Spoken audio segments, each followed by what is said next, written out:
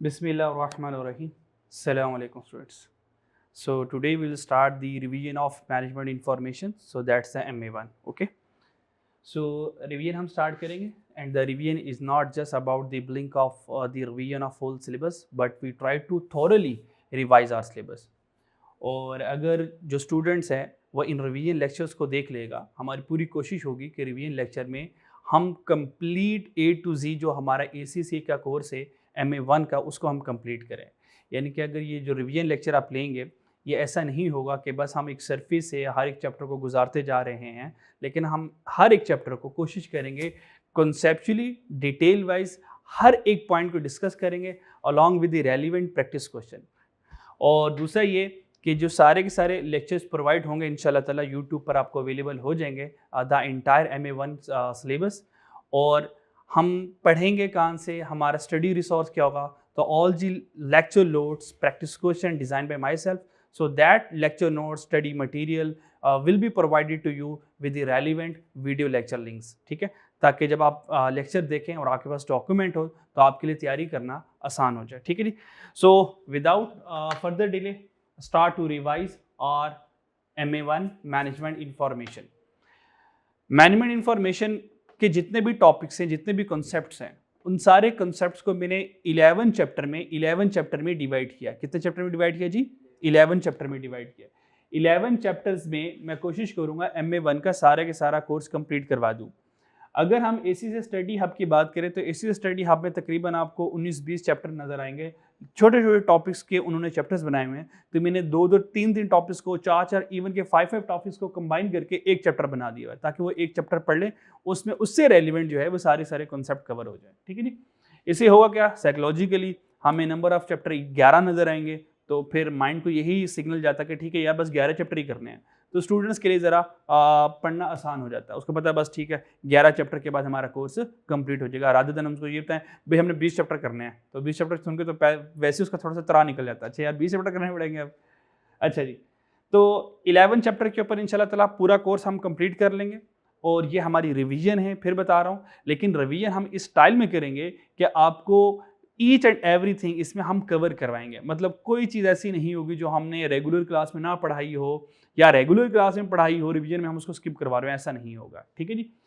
अच्छा जी, हम जो रिवीजन स्टार्ट करेंगे, आपको पता है कि जो मैनेजमेंट इंफॉर्मेशन मैं स्टार्ट करता हूँ, मैं हमेशा चैप्टर 2 से स्टार्ट करता हूँ। चैप्टर 1 इंट्रोडक्शन है, उसमें कुछ फाइनेंशियल अकाउंटिंग की टर्म्स हैं, वो जब FA1 पढ़ लेते हैं तो आपको वहाँ पर उसकी ज़्यादा बेटर अंडरस्टैंडिंग आ जाती है। तो हम स्टार्ट करेंगे चैप्टर नंबर 2 से। Chapter number 1 at the end में आपको रिवाइज करवा दूंगा। ठीक है जी। तो हम स्टार्ट करेंगे चैप्टर नंबर 2 से। चैप्टर नंबर 2 जो है वो हमारा इंट्रोडक्शन टू मैनेजमेंट इंफॉर्मेशन है। ठीक है जी। अच्छा जी, इसमें हमने बच्चों कंटेंट में हमने इसमें 5 चीजें कवर करनी है। मैनेजमेंट इंफॉर्मेशन का पर्पस क्या है जी, source and categories of information क्या है जी, मैनेजमेंट अकाउंटिंग और फाइनेंशियल अकाउंटिंग में डिफरेंस क्या है, ट्रेनिंग अकाउंटेंट के रोल्स क्या होते हैं, और हमारे पास रिस्पॉन्सिबिलिटी सेंटर क्या होता है। ये 5 चीज़ें जो है इंशाल्लाह ताला हम आज के लेक्चर में कवर करेंगे और हमारा ये चैप्टर 2 जो है वो कंप्लीट हो जाएगा। ठीक है जी। अच्छा जी, तो मैंने नोट्स कुछ थोड़े से अपडेट किए हैं, तो आपको अपडेटेड नोट्स इंशाल्लाह ताला हम प्रोवाइड कर देंगे। ठीक है।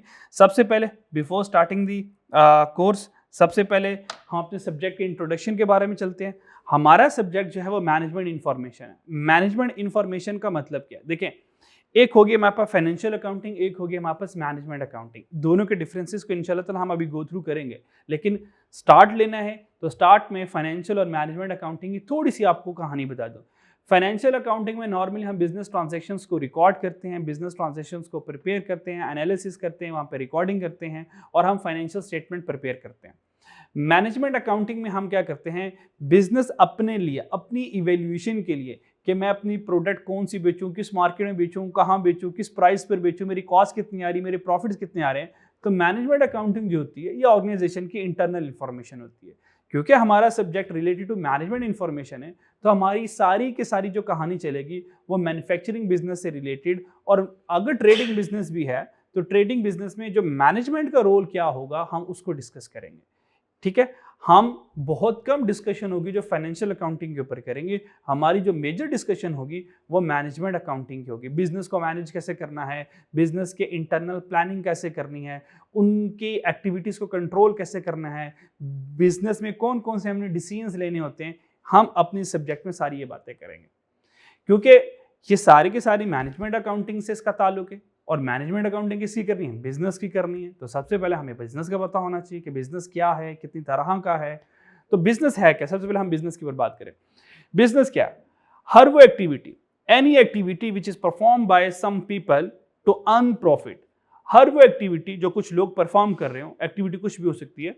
आप फर्नीचर बना रहे हैं तो आपकी फर्नीचर बनाने की एक्टिविटी है। मेरी गाड़ियों का शोरूम है तो ये मेरी एक्टिविटी है। मैं मोबाइल बना रहा हूँ, मेरी कपड़ों की बुटीक है, मेरा सैलून है, ठीक है जी।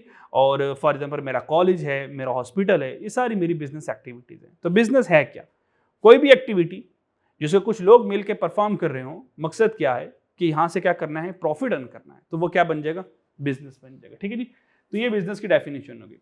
बिजनेस हमारे पास 3 तरह का होता है बच्चों। कितनी तरह का होता है जी? 3 तरह के बिजनेस होगा। Number 1, trading business. Trading business क्या करता है? Buying and selling, buy the product and sell the product to the customer. ये चीजें खरीदेगा और आगे कस्टमर को डायरेक्ट बेचेगा।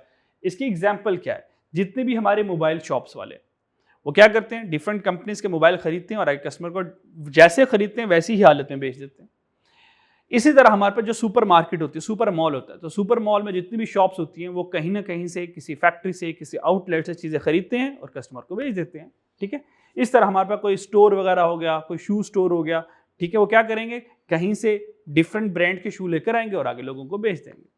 तो ये ट्रेडिंग बिजनेस है जो क्या करता है, बाय एंड सेल, चीज खरीद के लेकर आएगा और आगे बेच देगा। यहाँ पे कोई फैक्ट्री नहीं होती, ये रिटेल शॉप्स होती हैं। डिफरेंट ब्रांड्स की चीजें खरीद कर लेकर आएंगे और अपनी दुकान पर रखेंगे और आगे कस्टमर को बेच देंगे। सेकंड बिजनेस होता है हमारे पास मैन्युफैक्चरिंग बिजनेस। मैन्युफैक्चरिंग बिजनेस क्या करता है, ये प्रोडक्ट को खुद मैन्युफैक्चर करता है, then sell it to the customer. ये खुद मैन्युफैक्चर करेगा और फिर कस्टमर को बेच देगा। तो यहां पर क्या होगा, इनपुट होगा, इनपुट में हमारा ऑब्वियसली रॉ मटेरियल हुआ करेगा, वो फैक्ट्री में, वो किसी ना किसी फैक्ट्री में प्रोसेस होगा, मैन्युफैक्चर होगा। तो इनपुट किसी ना किसी फैक्ट्री में मैन्युफैक्चर होगा, प्रोसेस होगा। हम इंशाल्लाह ताला पढ़ेंगे, हमारे पास एक टॉपिक आएगा प्रोसेस कॉस्टिंग का। तो ये जो मैन्युफैक्चरिंग हो रही है फैक्ट्री में, वो प्रोसेस कॉस्टिंग में हम इंशाल्लाह पढ़ेंगे। तो इनपुट जो है वो किसी ना किसी फैक्ट्री में मैन्युफैक्चर होगा और आउटपुट में कन्वर्ट होगा। मिसाल के तौर पर हमने क्या लिया, यहाँ पे हमने फ्लोर लिया, उसको मैन्युफैक्चर किया और वहाँ से हमने रोटी बना ली, या फ्लोर लिया, उसको मैन्युफैक्चर किया किसी बेकरी में और वहाँ से हमने ब्रेड बना ली, ठीक है नी। इनपुट के तौर पे स्टील लिया, उसको मैन्युफैक्चर करके हमने स्पून बना लिया। प्लास्टिक लिया, उसको मैन्युफैक्चर करके हमने कोई प्रोडक्ट्स बना लिए, कोई डेकोरेशन पीसेस बना लिए, ठीक है जी, क्लियर हो गया। वुड ली, उसको प्रोसेस करके किस में कन्वर्ट कर लिया, फर्नीचर में कन्वर्ट कर लिया, क्लियर हो गया। तो मैन्युफैक्चरिंग बिजनेस क्या करेगा, ये खुद चीजें बनाएगा और फिर आगे बेचेगा। क्या इस पे फैक्ट्री की जरूरत पड़ती है? बिल्कुल, मैन्युफैक्चरिंग बिजनेस में फैक्ट्री की जरूरत पड़ती है। एग्जांपल के तौर पे जो सुजुकी मोटर्स है, सुजुकी वाले खुद गाड़ी बनाएंगे, सुजुकी वाले खुद गाड़ी बनाएंगे और फिर गाड़ी बनाकर आगे खुद बेचेंगे। नेस्ले वाले क्या करते हैं, कहीं से प्रोडक्ट खरीद के लेकर आते हैं या खुद मैन्युफैक्चर करते हैं जी, क्या करते हैं? हाँ, खुद मैन्युफैक्चर करते हैं। तो नेस्ले वाले क्या करते हैं, खुद मैन्युफैक्चर। कोक एंड पेप्सी वाले क्या खुद कोला ड्रिंक खुद बनाते हैं या कहीं और से बनी बनाई लेकर आते हैं? खुद बनाते हैं, फिर आगे दुकानों में बेचते हैं, ठीक है, रिटेलर को बेचते हैं, डिस्ट्रीब्यूटर को बेचते हैं। तो दूसरा बिजनेस हमारे पास कौन सा हो गया जी, मैन्युफैक्चरिंग बिजनेस, जो खुद चीजें बनाकर आगे बेचेंगे। तीसरा बिजनेस हमारे पास सर्विस सेक्टर होता है। सर्विस सेक्टर क्या करता है, सिर्फ सर्विसेज प्रोवाइड करता है। इसके बाद रॉ मटेरियल नहीं होता, इसके बाद रॉ मटेरियल नहीं होता, इसके बाद सिर्फ लेबर होती है, ठीक है, और इसके कुछ ऑपरेटिंग एक्सपेंसेस होते हैं, ओवरहेड्स जिनको कहते हैं, ठीक है, ये इंशाल्लाह इसके बाद हम पढ़ेंगे। तो सर्विस प्रोवाइडर क्या होगा, जैसे सर्विस प्रोवाइड कर रहेगा, जैसे कि मिसाल के तौर पर लॉयर्स सर्विस प्रोवाइड करता है, डॉक्टर सर्विस प्रोवाइड करता है, टीचर टीचिंग सर्विसेज प्रोवाइड करता है, टेलर टेलरिंग सर्विसेज प्रोवाइड करता है, ठीक है जी। तो इस तरह हमारे पास अकाउंटिंग फर्म्स होती हैं, जो सीए फर्म्स है, एसीसी फर्म्स है, वो क्या करेंगे, अकाउंटिंग सर्विसेज प्रोवाइड करती हैं। कॉलेजेस हो गया, डॉक्टर हो गया, आईटी सेक्टर्स हो गए, सॉफ्टवेयर हाउसेस हो गए, ये सारे हमारे पास क्या होंगे, सर्विस सेक्टर होंगे, ठीक है जी, क्लियर। अच्छा, इन सब में कॉस्ट पर यूनिट अगर हमने कैलकुलेट करना हो, अगर हमने कॉस्ट पर यूनिट कैलकुलेट करना हो, यानी कि एक यूनिट को बनाने की कॉस्ट क्या है, ट्रेडिंग बिजनेस में बहुत आसान, एक यूनिट जितने का परचेज किया है, एक यूनिट जितने का परचेज किया वो मेरी कॉस्ट है। मान लो मैंने 100 रुपए का परचेज किया, 100 वाली चीज मैंने कितने की बेच दी, 120 की बेच दी, तो इसके मतलब मुझे प्रॉफिट पर यूनिट कितना हो गया, 20 रुपए का हो गया। 100 वाली चीज खरीदी, बेची कितने की, 120 की, 20 रुपए का प्रॉफिट कैलकुलेट कर दिया। बड़ी आसान कैलकुलेशन है, बड़ी आसान अकाउंटिंग है। लेकिन मैन्युफैक्चरिंग बिजनेस में ऐसा नहीं होगा। मैन्युफैक्चरिंग बिजनेस में पर यूनिट कैलकुलेट करना, मिसाल के तौर पर मैंने एक मोबाइल कितने का बनाया है, ये कैलकुलेट करना आसान नहीं होगा, क्योंकि इस मोबाइल को बनाने में मटेरियल लगेगा, इसको कोई बनाने वाला होगा तो लेबर लगेगी, किसी जगह पर बन रहा होगा, किसी फैक्ट्री में बन रहा होगा तो वो फैक्ट्री एक्सपेंसेस आएंगे, तो फैक्ट्री एक्सपेंसेस को हम ओवरहेड्स कहते हैं, आगे चल के पता चल जाएगा। तो मैन्युफैक्चरिंग बिजनेस में एक प्रोडक्ट कितने की बन रही है, इसको कैलकुलेट करना आसान नहीं है, इसको कैलकुलेट करना आसान नहीं है। बहुत सारी कॉस्ट इसमें ऐड होती है। इंशाल्लाह आगे ऑन जैसे हम चैप्टर नंबर 3 में जाएंगे, इसके नेक्स्ट चैप्टर में फिर अंदाजा होगा कि मैन्युफैक्चरिंग बिजनेस में एक यूनिट की कॉस्ट कैलकुलेट करने में क्या क्या खर्चे आते हैं। ठीक है, मिसाल के तौर पर हमने एक शर्ट बनाई, शर्ट बनाने में जब हम शर्ट खरीदते हैं दुकान से तो हमें क्या नजर आता है, यार बस मैं कपड़ा खरीद रहा हूँ, बस नजर आ रहा है। लेकिन उस कपड़े में क्या क्या खर्चे होते हैं, उस कपड़े में कपड़े का खर्चा भी होता है, जो धागा लगा होता है उसका खर्चा भी होता है, जो स्टैंप लगी होती है उसका खर्चा भी होता है, जो कलर होता है उसका खर्चा भी होता है। हमने कभी ऐसा सोचा नहीं होता। जो स्टिकर लगा होता है उसका खर्चा भी होता है। ठीक है, फिर उस कपड़े को बेचने के लिए एडवर्टीजमेंट भी की होती है, उसके ऊपर कोई पैकिंग भी लगी होती है। ठीक है, वो जिस फैक्ट्री में बना होता है उस फैक्ट्री में मशीनें चल रही होती है, मशीनों से बिजली का बिल आएगा तो बिजली का खर्चा भी उस शर्ट के अंदर शामिल होता है। वहाँ के जो लोग वर्कर काम कर रहे होंगे उन वर्कर की जो वेजेस होंगी वो भी उस शर्ट में शामिल हो रही होती है, फैक्ट्री के खर्चे भी उस शर्ट में शामिल होते हैं। हमने कभी ऐसा देखा ही नहीं होता, क्योंकि हमारा सब्जेक्ट ही नहीं है, हमें पता ही नहीं होता कि इस शर्ट के खर्चे के अंदर अंदर बिजली का खर्चा भी है। अगर फैक्ट्री रेंट में है तो फैक्ट्री का रेंट भी इस शर्ट के अंदर शामिल है, मशीन की रिपेयर एंड मेंटेनेंस भी शर्ट में शामिल है।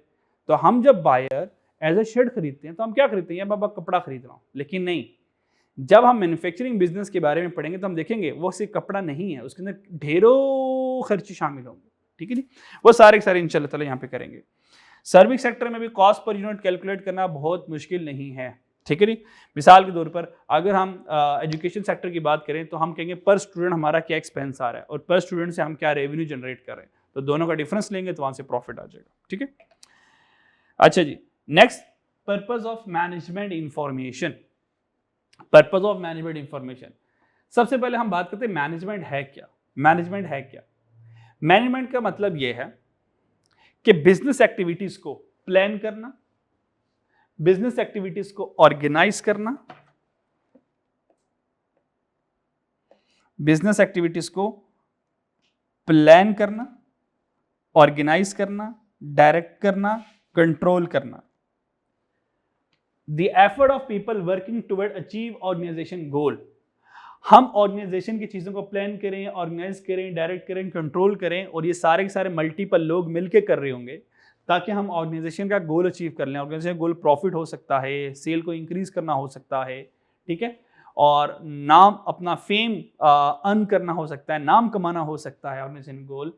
अगर मिलकर लोग प्लानिंग करें, ऑर्गेनाइज करें, चीज़ों को डायरेक्ट करें, कंट्रोल करें, ताकि वो अपना मकसद हासिल कर सकें, वो जो टीम ये सारे काम कर रही होती है उस पूरी टीम को मैनेजमेंट कहते हैं। तो असल में बिजनेस को चलाता कौन है? Who will run the business, या normally who run the business? तो answer is the management. Who run the business? Who run the business? Management. So answer is management. तो मैनेजमेंट है क्या? ये कुछ लोगों की टीम है जो क्या करेंगे, प्लान करेंगे, decide how, for example decide how many pizza to make today, आज हम कितने पिज्जा बनाएं, ठीक है, मौसम को देख के, लोगों की डिमांड को देख के हम लगाएंगे अंदाजा। ऑर्गेनाइज क्या करना है, assign duty to chef and waiters, chef को बताएंगे भाई तुमने ये काम करने, वेटर को बताएंगे तुमने ये काम करने हैं। ये किसका काम है? मैनेजमेंट का। फिर लीड या directing, motivate employees to provide excellent customer service, भाई कस्टमर की तरफ से कोई शिकायत ना है, जो जैसे जो भी चीज़ रिक्वायर हो उनकी फ़ौरन से सुनी जाए, जैसे वो बुलाएं फ़ौरन से उनकी बात सुने, उनके मसलों को हल करें, ठीक है। Control, check whether sale cost and quality meet the target. फिर कंट्रोल भी रखें कि सारे मामला ठीक हो रहे हैं कि नहीं हो रहे, जिनको मैंने जिम्मेदारी दी क्या वो अपनी जिम्मेदारी पूरी कर भी रहे हैं, तो इनके ऊपर कंट्रोल भी रखना, इनके ऊपर नज़र भी रखनी। ये नहीं है कि प्लान ऑर्गेनाइज और डायरेक्ट करके रिलैक्स होकर जनाब से बैठ जाना, बाकी अपनी ऑटो पे लोग काम करते रहेंगे, ठीक है। तो लोग काम नहीं करेंगे, बार बार उनके ऊपर चेक रखना पड़ता है। तो चीज़ों को प्लान, ऑर्गेनाइज, डायरेक्ट, कंट्रोल करना, इस सारे प्रोसेस को मैनेजमेंट कहते हैं। और अगर ये चार चीज़ें बिजनेस में हों, जिस बिजनेस में ये चार चीज़ें हों, वो बिजनेस बेहतरीन तरीके से चलेगा, उसके अंदर वीकनेस कम होंगी, उसकी ग्रोथ ज़्यादा होगी, ठीक है। तो मैनेजमेंट समझ लग गया। तो मैनेजमेंट क्या जी? कुछ लोगों की टीम है जो बिजनेस को प्लान करेंगे, ऑर्गेनाइज करेंगे, डायरेक्ट करेंगे और कंट्रोल करेंगे, ठीक है जी। फिर नेक्स्ट हमारे पास है topic purpose of management information. ACC वाले ये तकरीबन एमसीक्यूज पूछते हैं, यहाँ से लाजमी एमसीक्यूज आता है। Purpose of management information, management information का पर्पस क्या है, यहाँ से एमसीक्यूज आएगा जी। आपको एमसीक्यूज में 4 ऑप्शन देगा, 1 2 3 यही होंगी, चौथी कोई और भी डाल देगा, फॉर एग्जाम्पल फोर्थ मॉनिटरिंग डाल देगा। तो मैनेजमेंट इंफॉर्मेशन के पर्पस क्या? 3 पर्पस है। बिजनेस एक्टिविटी को प्लान करना, बिजनेस एक्टिविटीज को कंट्रोल करना और बिजनेस एक्टिविटी का डिसीजंस करना। तो बिजनेसेस को प्लान, कंट्रोल और डिसीजन करना, ये मैनेजमेंट इंफॉर्मेशन के पर्पस है। ठीक हो गया जी, क्लियर। यहाँ से एमसीक्यू हो जाता है। फॉर एग्जांपल वो एमसीक्यू ये पूछेगा, विच of the following is not the purpose of management information. For example planning, controlling, decision making and fourth one is monitoring. तो आप कहेंगे भाई मॉनिटरिंग नहीं है, ठीक है, क्लियर।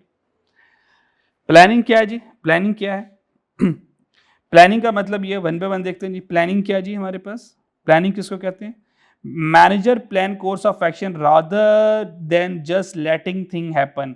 कहता है जो मैनेजर होगा वो चीज़ों को प्लान करेगा। चीज़ों का क्या करेगा? प्लान करेगा। ये नहीं कहेगा जब आएगी देखी जाएगी, सुबह आएंगे देख लेंगे, देखी जाएगी, जब कस्टमर आएंगे तो फिर पिज़्ज़ा बनाना स्टार्ट कर देंगे, फिर माल खरीद लेंगे। नहीं, ऐसा नहीं होगा। वो पहले चीज़ों को क्या करेगा? प्लान करके रखेगा, ठीक है जी। They decide on the best use of resources. वो प्लान करेगा कि जो उसके पास रिसोर्सेज हैं उसको कैसे बेहतरीन तरीके से हम क्या कर सकते हैं, इस्तेमाल कर सकते हैं। ये प्लान करेगा, रिसोर्सेज को बेस्ट एलोकेशन की तरफ लेकर जाएगा कि मैं अपने रिसोर्सेज को मैं अपनी लेबर को सबसे बेस्ट इस्तेमाल कैसे कर सकता हूँ। मैं मटेरियल जहाँ से खरीद रहा हूँ, किस सप्लायर से क्वालिटी का और सस्ता मटेरियल खरीद सकता हूँ, उसको प्लान करेगा। ये नहीं है मुँह चुक के किसी भी सप्लायर से मटेरियल खरीद लेगा, ऐसा नहीं करेगा, ठीक है। Plan can be stated in financial term. अगर प्लान को, वो जो प्लान बना रहा है, इस सप्लायर से खरीदना है, इतने केजी खरीदना है, इस रेट पे खरीदना है, अगर इस सारे प्लान को फाइनेंशियल टर्म में लिख ले। Financial term mean monetary term. Monetary term को मैं मनी लिख रहा हूं। अगर सारे के सारे प्लान को वो पैसों में लिखना शुरू कर दे कि ये जो मैं प्लान बना इसके ऊपर ये खर्चा आएगा, ये प्लान है इसके ऊपर ये खर्चा आएगा, मैंने प्रोडक्ट को बेचना है इसके ऊपर इतने पैसे आएंगे, इसके ऊपर इतना खर्चा होगा, और सारे प्लान को अगर फाइनेंशियल टर्म में वो कन्वर्ट कर ले तो इसको क्या कहते हैं? बजट। इसको क्या कहते हैं जी? बजट कहते हैं। तो बजट क्या है? बजट क्या, अगर मैं आपसे पूछूं बजट क्या है तो आप क्या कहेंगे? बजट क्या है जी? मैं जो भी प्लान बना रहा हूं उस प्लान को पैसों में लिखना शुरू कर दूं, डॉलर्स में लिखना शुरू कर दूं कि फॉर एग्जांपल मैंने मटेरियल खरीदना है, इतने केजी खरीदना है और 1 केजी इतने रुपए का आएगा, इसके ऊपर ये खर्चा आएगा, फिर इसके ऊपर मुझे किराया भी पड़ेगा, किराए के इतने पैसे पड़ेंगे, ठीक है। फिर मैं जब मैन्युफैक्चरिंग करूंगा तो मैन्युफैक्चरिंग मुझे लेबर को इतने पैसे देने पड़ेंगे, ठीक है। फिर बिजली का बिल, इसमें बिजली चलेगी, ओवन चलेगा, बिजली चलेगी। फॉर एग्जाम्पल हम पिज़्ज़ा बना रहे हैं तो बिजली के इतने पैसे आएंगे। अगर सारे मैं प्लान को पैसों में लिखना शुरू कर दूं तो वो मेरा क्या बन जाएगा? बजट बन जाएगा। तो ये बात याद रखें, बजट किसका हिस्सा होगा? ये एमसीक्यूज पूछेगा, ये एमसीक्यूज पूछेगा आपसे कि बजट, जो बजट बनाएंगे ये प्लानिंग, कंट्रोलिंग और डिसीजन मेकिंग किसका हिस्सा है? तो आपने कहना बजट किसका हिस्सा होता है? प्लानिंग का हिस्सा होता है। यहां से वो एमसीक्यूज पूछेगा। तो budget will be the part of, budget will be the part of planning, ठीक है जी। Prepare a budget. Budget statement को प्लान्ड स्टेटमेंट भी कहते हैं। For current year and next year, मैं करेंट ईयर का, इस साल का पूरा बजट बनाऊंगा कि इस साल मैं कितने पिज़्ज़े बेचूंगा, पिज़्ज़े बेचकर कितना पैसा आएगा, फिर जब पिज़्ज़ा बनाऊंगा तो कितना चीज़ लगेगा, चिकन लगेगा, वेजिटेबल्स लगेंगी, ठीक है जी, कितना मटेरियल लगेगा, लेबर को कितने पैसे दूंगा, ठीक है, क्लियर। अगर ओवन खराब हो गया तो रिपेयरिंग कितनी मुझे करनी पड़ेगी। ये सारे के सारे बजट कहते हैं अंदाज़ा। एक अंदाजन स्टेटमेंट लगाऊंगा कि इस पूरे साल में मुझे कितने पिज़्ज़ों से पैसा आएगा और मेरा कितना खर्चा आएगा, ठीक है। तो बजट किसका ऐसा होता है? प्लानिंग का। क्लियर हो गया? और प्लानिंग में क्या हो सकता है, how much each type of product to make and sell, हम कितनी प्रोडक्ट को बनाएं और बेचें। ठीक है जी, प्लानिंग समझ लगी। फिर प्लानिंग के बाद नेक्स्ट काम क्या होता है, कंट्रोल। क्या जी, कंट्रोल।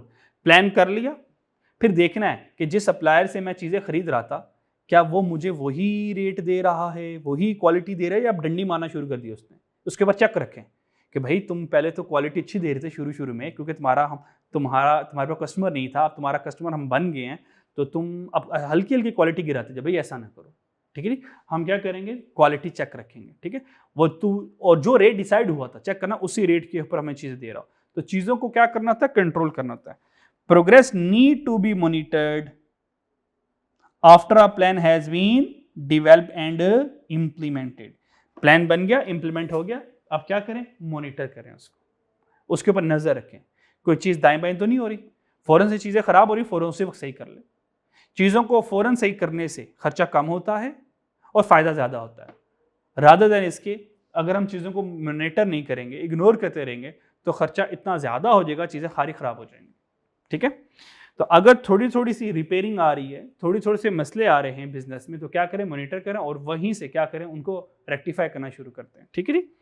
अच्छा जी, मिसाल के तौर पर हमने कहा कि रॉ मटेरियल हमें वो क्वालिटी का नहीं दे रहा, तो हमने कहा चलो यार अगली बार दे देगा, इग्नोर किया। हमने कहा चलो अगली बार दे देगा, इग्नोर किया। अब उस चक्कर में हमारे प्रोडक्ट की क्वालिटी गिर जाएगी। ठीक है जी। तो हम क्या करेंगे, चीजों को मॉनिटर करेंगे। दूसरा, कंट्रोलिंग में क्या करेंगे, compare actual cost and income with budgeted cost and income. Controlling में क्या करूंगा, वो जो मैंने प्लान के ऊपर एक बजट बनाया होगा, बजट कहां बनाया होगा, प्लानिंग में। वो जो प्लानिंग में बजट बनाया होगा, मिसाल के तौर पर प्लानिंग फेज में मैंने बजट बनाया, और बजट में फॉर एग्जांपल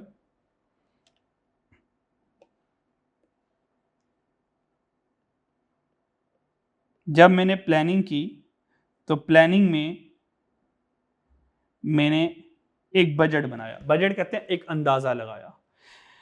मैंने एक बजटेड कॉस्ट बनाई, बजटेड कॉस्ट लगाई, मैंने अंदाजा लगाया कि जो मेरा रॉ मटेरियल आएगा,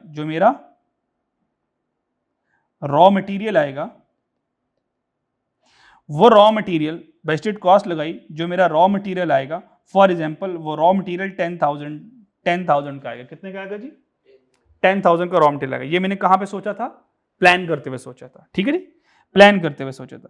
फिर मैंने अपने प्लानिंग के ऊपर नजर रखनी, फिर उसके बाद क्योंकि मैंने उसको कंट्रोल भी करना है, जब मैंने एक्चुअल कॉस्ट इंकर की, एक्चुअल कॉस्ट इंकर करने का मतलब है ये जो रॉ मटेरियल के ऊपर खर्चा आया 10,000 का, ये मैंने प्लान किया हुआ था। ठीक है। मिसाल के तौर पर एग्जांपल ले रहा हूं कि ये 10,000 का जो खर्चा हुआ, ये 20 kg पर हुआ। ठीक है। हकीकत में जब मैंने रॉ मटेरियल 20 किलो खरीदा, अच्छा, अंदाजा लगाया जाता है आज, और अंदाजा लगाया जाता है अबाउट फ्यूचर में अंदाजा लगाया जाता है कि यार कल को मान लो महीने बाद मैं रॉ मटेरियल खरीदूंगा, तो 20 kg रॉ मटेरियल खरीदूंगा, 10,000 का मिलेगा। तो जब मैंने अंदाजा लगाया तो मैंने 10,000 लिख लिया। लेकिन जब मैं हकीकत में मार्केट गया और मैंने रॉ मटेरियल खरीदा, तो रॉ मटेरियल 10,000 का मुझे नहीं मिला, रॉ मटेरियल मुझे 12,000 का मिला। रॉ मटेरियल हकीकत में कितना मिला, 12,000 का। इसका मतलब मैंने बजट कितना सोचा था, 10,000, हकीकत में कितना मिला। ये बजट कॉस्ट क्या थी, अंदाजा। जब मैं प्लान करूंगा तो अंदाजे लगाऊंगा, क्लियर, लेकिन अंदाजे मेरे प्रोफेशनल होंगे, तुक्के नहीं लगाऊंगा, फ्लूक्स नहीं लगाऊंगा, तुक्के नहीं लगाऊंगा। तो जब मैं प्लान करूंगा तो अंदाजा लगाऊंगा, और फिर जब मैं कंट्रोल करूंगा तो एक्चुअल कॉस्ट साथ कंपेयर करूंगा। तो जब मैं बजट कॉस्ट को एक्चुअल कॉस्ट से कंपेयर किया, तो मैंने देखा ओहो ये तो वेरिएंस आ गया। ये तो क्या आ गया, वेरिएंस। क्या आ गया जी, जब मैंने बजट को और एक्चुअल के साथ कंपेयर किया, ये क्या आ गया, वेरिएंस आ गया। वेरिएंस कहते हैं डिफरेंस को, डिफरेंस को। इंशाल्लाह आप पूरा टॉपिक पढ़ेंगे इंशाल्लाह MA2 में जाके वेरिएंस का। ठीक है जी। तो वेरिएंस कहते हैं डिफरेंस को। तो डिफरेंस कितना आया, डिफरेंस कितना है जी बच्चों, 2000 जी, वेल डन, 2000 का डिफरेंस आया। इसका मतलब क्या है, इसका मतलब यह है जो मैंने बजट बनाया, दो मतलब इसके हो सकते हैं। नंबर वन, या तो मैंने ज्यादा महंगा खरीद लिया कहीं से, यानी कि मैंने बजट जब बनाया था 10,000 सोचा था, 10,000 मैंने कहीं ना कहीं से तो रेट लिया होगा ना, यार इतना मिल रहा है तो मुझे 10,000 का मिल जाएगा। इसका मतलब 12,000 ये शो करता है या तो मैंने हकीकत में महंगा मटेरियल खरीद लिया, तो फिर मैं कहूँगा भाई 10,000 का हमारा प्लान था, ढूंढो सप्लायर ऐसा जो 10,000 का मटेरियल बेचे या इसके करीब करीब बेचे।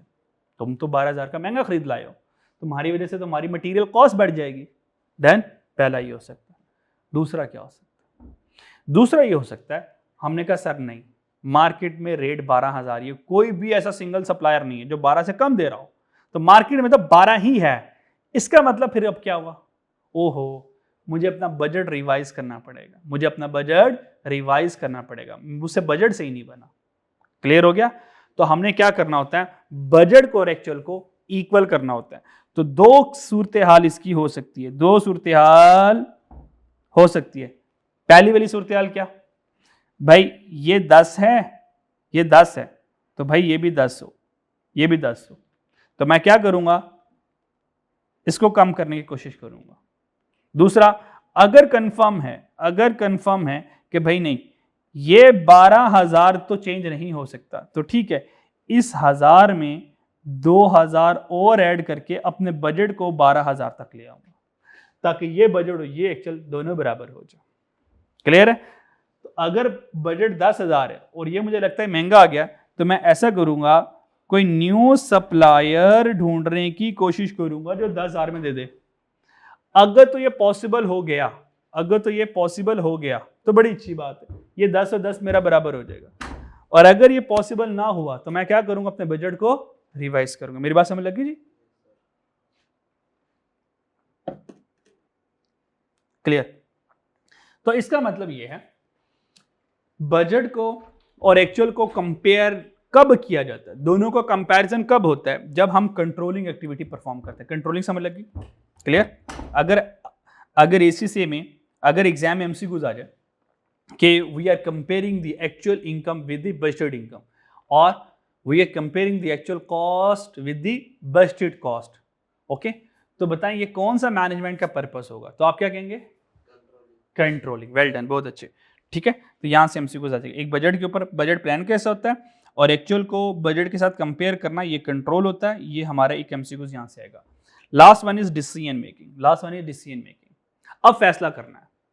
फैसले हमारे दो तरह के होते हैं बिजनेस में, हम दो तरह के फैसले करते हैं, एक हम करते हैं शॉर्ट टर्म में और एक करते हैं हम लॉन्ग टर्म में। हमारे वाले सिलेबस में सिर्फ शॉर्ट टर्म है, लॉन्ग टर्म हमारे सिलेबस में नहीं है, हम सिर्फ पढ़ेंगे शॉर्ट टर्म के बारे में। शॉर्ट टर्म डिसीजन मेकिंग क्या होता है? Day to day business operation, जो रोजमर्रा के फैसले होंगे वो शॉर्ट टर्म होंगे, और ऐसे फैसले जिनका ताल्लुक आगे 10 सालों से है, अगले 15 सालों से, अगले 5 सालों से है, और वो बड़े बड़े फैसले हैं ऑर्गेनाइजेशन के, उनको कहते हैं स्ट्रेटेजिक डिसीजन। जो कि स्ट्रेटेजिक डिसीजन होंगे, बड़े बड़े फैसले होंगे, उन फैसलों का ताल्लुक अगले 5 सालों 10 सालों का बिजनेस के ऊपर इंपैक्ट पड़ेगा, वो लॉन्ग टर्म डिसीजन होते हैं। अब यहाँ पे बच्चे कंफ्यूज होते हैं, सर अब हमें कैसे पता चलेगा शॉर्ट टर्म कौन से हैं, शॉर्ट टर्म डिसीजन कौन से हैं और लॉन्ग टर्म डिसीजन कौन से हैं? तो इन दोनों की मैंने एग्जांपल यहाँ पे कोट की हुई है, दोनों की एग्जांपल यहाँ पे कोट की हुई है। ठीक है, शॉर्ट टर्म डिसीजन में क्या आएगा? मिसाल के तौर पर विच प्रोडक्ट टू कंटिन्यू और shut down to produce and sell, हम किस प्रोडक्ट को बनाएं, किस प्रोडक्ट को ना बनाएं, ये शॉर्ट टर्म के फैसले हैं। ये क्या है? शॉर्ट टर्म के फैसले हैं। मिसाल के तौर पर हमने फॉर एग्जांपल हमारा फास्ट फूड का ब्रांड है, तो हमने कहा हम सिर्फ पिज़्ज़ा सेल करते हैं, फिर मुझे रियलाइज़ हुआ नहीं यार, लोग सिर्फ पिज़्ज़ा के साथ पिज़्ज़ा के सुधारा नहीं हो रहा, मुझे साथ फ्राइज ऐड करने पड़ेंगे। तो मैंने क्या किया, एक और प्रोडक्ट को कंटिन्यू कर दिया, टू प्रोड्यूस फ्राइज ऐड कर दिए। क्या कर दिए जी? फ्राइज ऐड कर दिए। फिर मुझे रियलाइज़ हुआ नहीं, पाकिस्तानी को हम पिज़्ज़ा और फ्राइज़ के अलावा पानी से गुजारा नहीं करती, इनके साथ सॉफ्ट ड्रिंक भी चाहिए होती है। इनको क्या चाहिए होती है जी? सॉफ्ट ड्रिंक भी चाहिए होती है। तो फिर मैंने एक और प्रोडक्ट को प्रोड्यूस तो नहीं किया ना, लेकिन बेचना शुरू कर दिया, सॉफ्ट ड्रिंक ऐड कर दी। क्या कर दी जी? सॉफ्ट ड्रिंक ऐड कर दी। फिर मुझे रियलाइज़ हुआ नहीं यार, लोग पिज़्ज़ा खा खा के ना बार बार बोर हो जाते हैं, थोड़ा सा फ्लेवर चेंज होना चाहिए, वैरायटी चेंज होनी चाहिए। मैंने बर्गर ऐड ऑन कर दिया। तो मैं क्या करूँ? ये शॉर्ट टर्म के फैसले होंगे। क्लियर हो गया? और ये भी हो सकता है कि मैंने 3-4 आइटम स्टार्ट किए हों और एक आइटम मुझे क्या करनी पड़ जाए, बंद भी करनी पड़ जाए, ये भी हो सकता है। तो ये कौन से फैसले होंगे? शॉर्ट टर्म फैसले होंगे।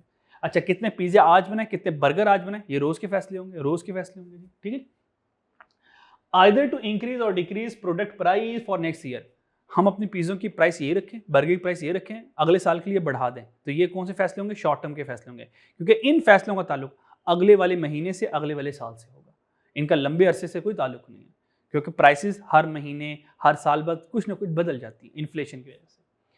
Find a suitable supply for raw material, मैं रॉ मटेरियल किससे खरीदूं? ये लॉन्ग टर्म के फैसले नहीं होंगे, शॉर्ट टर्म के फैसले होंगे। भाई आप 6 माह के लिए सप्लायर ये होगा, अगले 6 माह के लिए सप्लायर ये होगा, ठीक है, या पूरे साल के लिए सप्लायर ये होगा। तो ये शॉर्ट टर्म के फैसले होंगे। लॉन्ग टर्म में क्या होगा? अब चेक करें, लॉन्ग टर्म के डिसीजन जो है इससे बहुत अलग होंगे। मिसाल के तौर पर नई मशीनरी खरीदना, क्या मशीनरी क्या हम साल बाद खरीदेंगे? नहीं, एक बार खरीदे, अगले 10 साल 15 साल तक वही मशीन चलेगी। Launching a new product line, नया प्रोडक्ट लाइन को इंट्रोड्यूस करना, ये छोटा फैसला नहीं होगा। इसके ऊपर रिसर्च करेंगे, पूरा प्लान करेंगे, मार्केट की डिमांड को समझेंगे, फिर हम क्या करेंगे? अपनी एक प्रोडक्ट लाइन को ऐड करेंगे। जैसे कि मैंने पहले कहा कि हम पिज़्ज़ा स्टार्ट करते हैं, अब पिज़्ज़ा के साथ मैं बर्गर ऐड करना चाह रहा हूँ। ये जो बर्गर ऐड करूँ ना करूँ, बर्गर ऐड करूँ या ना करूँ, ये ऐसा नहीं होगा कि मैंने कहा अच्छा यार बर्गर ऐड कर लेता हूँ, हफ्ते बाद सोचा नहीं यार बर्गर छोड़ देता हूँ। नहीं नहीं नहीं, ऐसे मेरी बिजनेस की रेपुटेशन खराब होगी। लोग कहेंगे यार ये क्या, आपने अभी तो प्रोडक्ट स्टार्ट की थी और फौरन खत्म भी कर दी। ठीक है, तो प्रोडक्ट को कंटिन्यू और शट डाउन करना है, ये अलग है। एक नई प्रोडक्ट लाइन को लॉन्च करना, ये अलग बात है। मिसाल के तौर पर आपने बर्गर का डिसीजन ले लिया, अब जब तक बिजनेस चलता रहेगा आपका ये बर्गर भी चलता रहेगा। ये लॉन्ग टर्म का डिसीजन है, इसका ताल्लुक लॉन्ग टर्म के साथ। ये ऐसा नहीं होगा कि महीने बाद हम बर्गर बनाना बंद कर देंगे, नहीं, ऐसा नहीं होगा। क्लियर? अच्छा जी, हाँ, ये हो सकता है कि कंटिन्यूअस शटडाउन में कि हम टेम्परेरी तौर पर एक बर्गर को बनाना बंद कर दें और हमने कहा यार हफ्ते बाद दोबारा हम स्टार्ट कर दें, ये तो हो सकता है। लेकिन पूरी प्रोडक्ट लाइन को बिल्कुल कर देना, इसका ताल्लुक लॉन्ग टर्म के साथ। ओपनिंग अ न्यू फैक्ट्री, नई फैक्ट्री ओपन करना, तो ये शॉर्ट टर्म नहीं है, ये लॉन्ग टर्म का डिसीजन होगा, नई फैक्ट्री को लॉन्च करना। ठीक है जी, क्लियर? अच्छा जी, अब यहाँ से एक क्वेश्चन आ गया जी। ठीक है, इस क्वेश्चन में आप लोग क्वेश्चन पढ़ें और बताएं कि इनमें से राइट आंसर कौन सा लगता है। शाबाश, क्वेश्चन को रीड करें और देखें इनमें से राइट आंसर क्या है। अब मैंने जो टॉपिक पढ़ा दिया, अब आपकी टेस्टिंग की बारी आ गई। क्वेश्चन को रीड करें और देखें which one is the right option.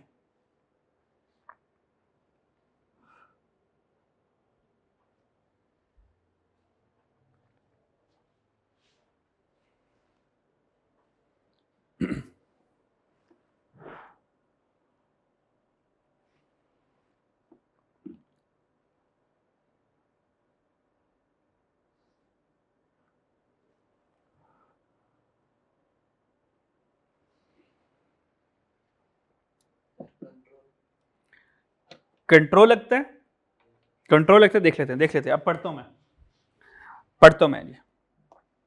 The management accountant of Earth Limited का मैनेजमेंट अकाउंटेंट है, has written a report assessing the cost saving. Cost saving mean cost की बचत कर रहे हैं वो। उसने एक रिपोर्ट असेस की जिससे उसकी कॉस्ट बच सकती है, अर्थ लिमिटेड कंपनी की। That could be made if company were to invest in new technology. Earth Limited ने एक रिपोर्ट पढ़ी कि अगर वो न्यू टेक्नोलॉजी में इन्वेस्ट करते हैं ना तो उनकी कॉस्ट बच सकती है। ठीक है नी, उनकी कॉस्ट बच सकती है। तो न्यू टेक्नोलॉजी में इन्वेस्ट करने की वजह से ये कॉस्ट सेव हो रही है। In which area will report primarily aid the management of Earth Limited. बताएं ये जो मैनेजमेंट ऑफ अर्थ लिमिटेड है, बताएं इनमें से कौन से एरिया की बात हो रही है? क्या बजट की, कंट्रोल की, डिसीजन मेकिंग की, या मॉनिटरिंग की? तो मेरे ख्याल से इन्वेस्टमेंट इन न्यू टेक्नोलॉजी में इन्वेस्टमेंट करना बजट नहीं है, कंट्रोल नहीं है, ये डिसीजन मेकिंग है, फैसला करना ना। कंट्रोल में क्या होगा? बजट बनेगा। और बजटिंग में क्या, किधर गया, प्लानिंग नहीं है, बजटिंग में क्या होगा? बजट बनेगा। कंट्रोल में क्या, बजट और एक्चुअल को कंपेयर किया जाएगा ताकि कंट्रोलिंग एक्टिविटीज लगाई सके। तो ये फैसला करना है ना कि न्यू टेक्नोलॉजी लगाऊं या ना लगाऊं। तो ये क्या हो, इनमें से कौन सा हो रहा है? Decision making. तो ये इसका जो राइट ऑप्शन होगा, सो दैट्स अ चार्ली ऑप्शन। फिर बात समझ लगी? क्लियर? चलो जी, नेक्स्ट सिनेरियो है, ये आपके होमवर्क में जाएगा। ठीक है, ये अपने होमवर्क में करना है। ठीक है, Ravi is the owner and manager of Ravi quality baker. ठीक है, जो रावी है वो मालिक है और वही मैनेजर है अपनी बेकरी का, Ravi's quality bakery. Following is the information he may need to operate his business successfully. कुछ उसको इंफॉर्मेशन दी गई, ये 5 इंफॉर्मेशन, 5 सिनेरियोज आपके सामने नजर आएंगे। Class given information as supporting either planning, controlling और डिसीजन मेकिंग। बताएं इनमें से वो प्लान कर रहा है, कंट्रोल कर रहा है या डिसीजन मेकिंग कर रहा है। क्लियर? पहले वाला मैं आपको कर देता हूं, बाकी 4 आप लोगों ने होमवर्क में करें ताकि आपकी प्रैक्टिस हो जाए जो मैंने पढ़ाया। Number 1, a summary of supplier flour prices for Ravi use when selecting a supplier। उसने कहा कि फ्लावर की प्राइसेस, जो आटा है उसकी प्राइसेस की समरी है और उनमें से हमने क्या करना है, एक डिफरेंट सप्लायर जो है सिलेक्ट करना है। ठीक है, तो हमारे पास आटे की सप्लायर की प्राइसेस की समरी है जिनको मैंने इस्तेमाल करना है और उनमें से मैंने क्या करना है, एक सप्लायर को सिलेक्ट करना है। बताएं ये जो लाइन है इसका ताल्लुक प्लानिंग से है, कंट्रोलिंग से है या डिसीजन मेकिंग से? Well done, decision making. क्यों? क्योंकि सिलेक्टिंग सप्लायर को सिलेक्ट करने का डिसीजन लेना है, तो ये किस में आ जाएगा, ये हमारा डिसीजन मेकिंग में जाएगा। क्लियर हो गया? बाकी कर लोगे? बाकी कर लेगा आपकी प्रैक्टिस। और नीचे इसके राइट ऑप्शंस भी हैं, पर राइट ऑप्शंस देखने नहीं है, पहले इसको छुपा के खुद से सोच के करना है, खुद से सोच के करना है, फिर राइट ऑप्शन देख लेना। ठीक है जी। नेक्स्ट जी हमारे पास टॉपिक आ जाता है data and information. Data and information क्या है?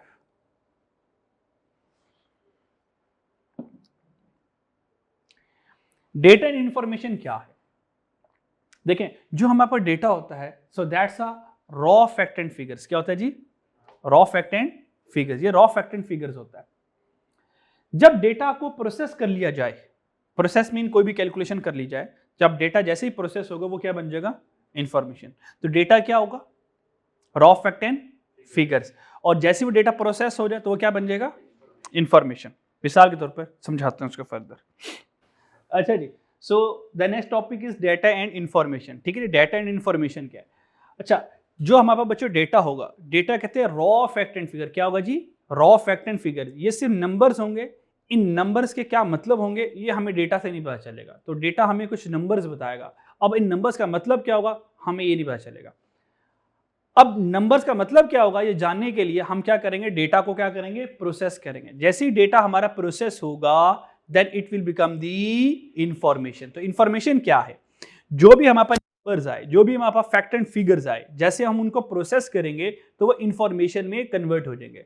अच्छा, प्रोसेसिंग का मतलब क्या? सर प्रोसेस कैसे करें, हम प्रोसेस कैसे करें?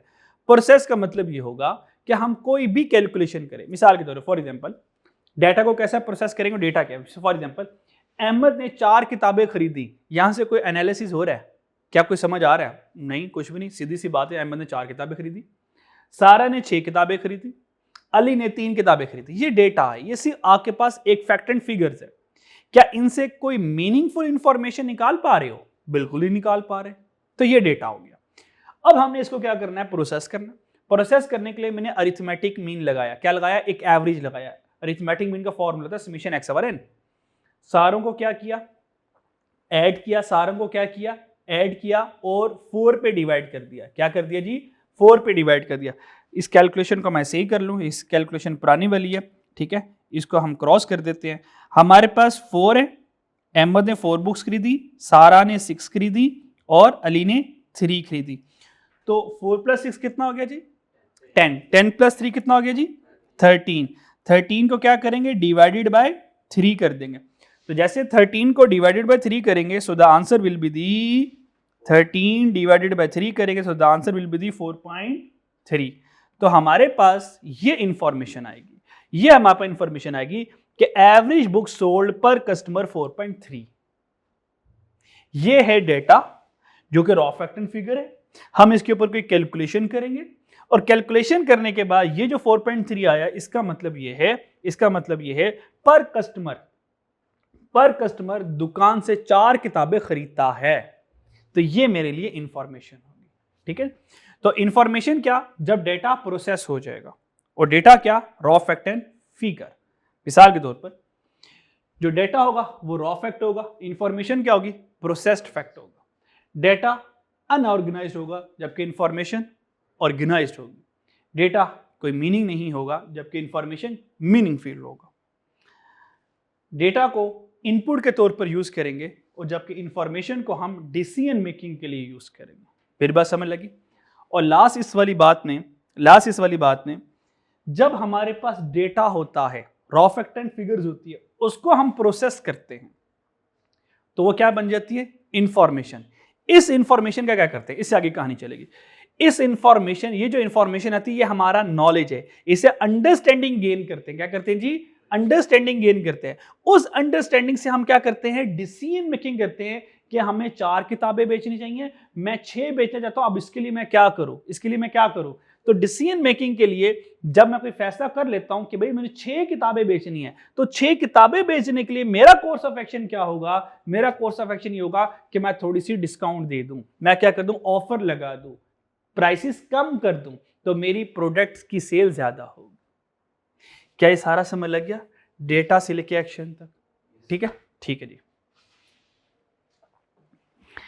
अच्छा जी, क्वेश्चन नंबर 1 आ गया जी।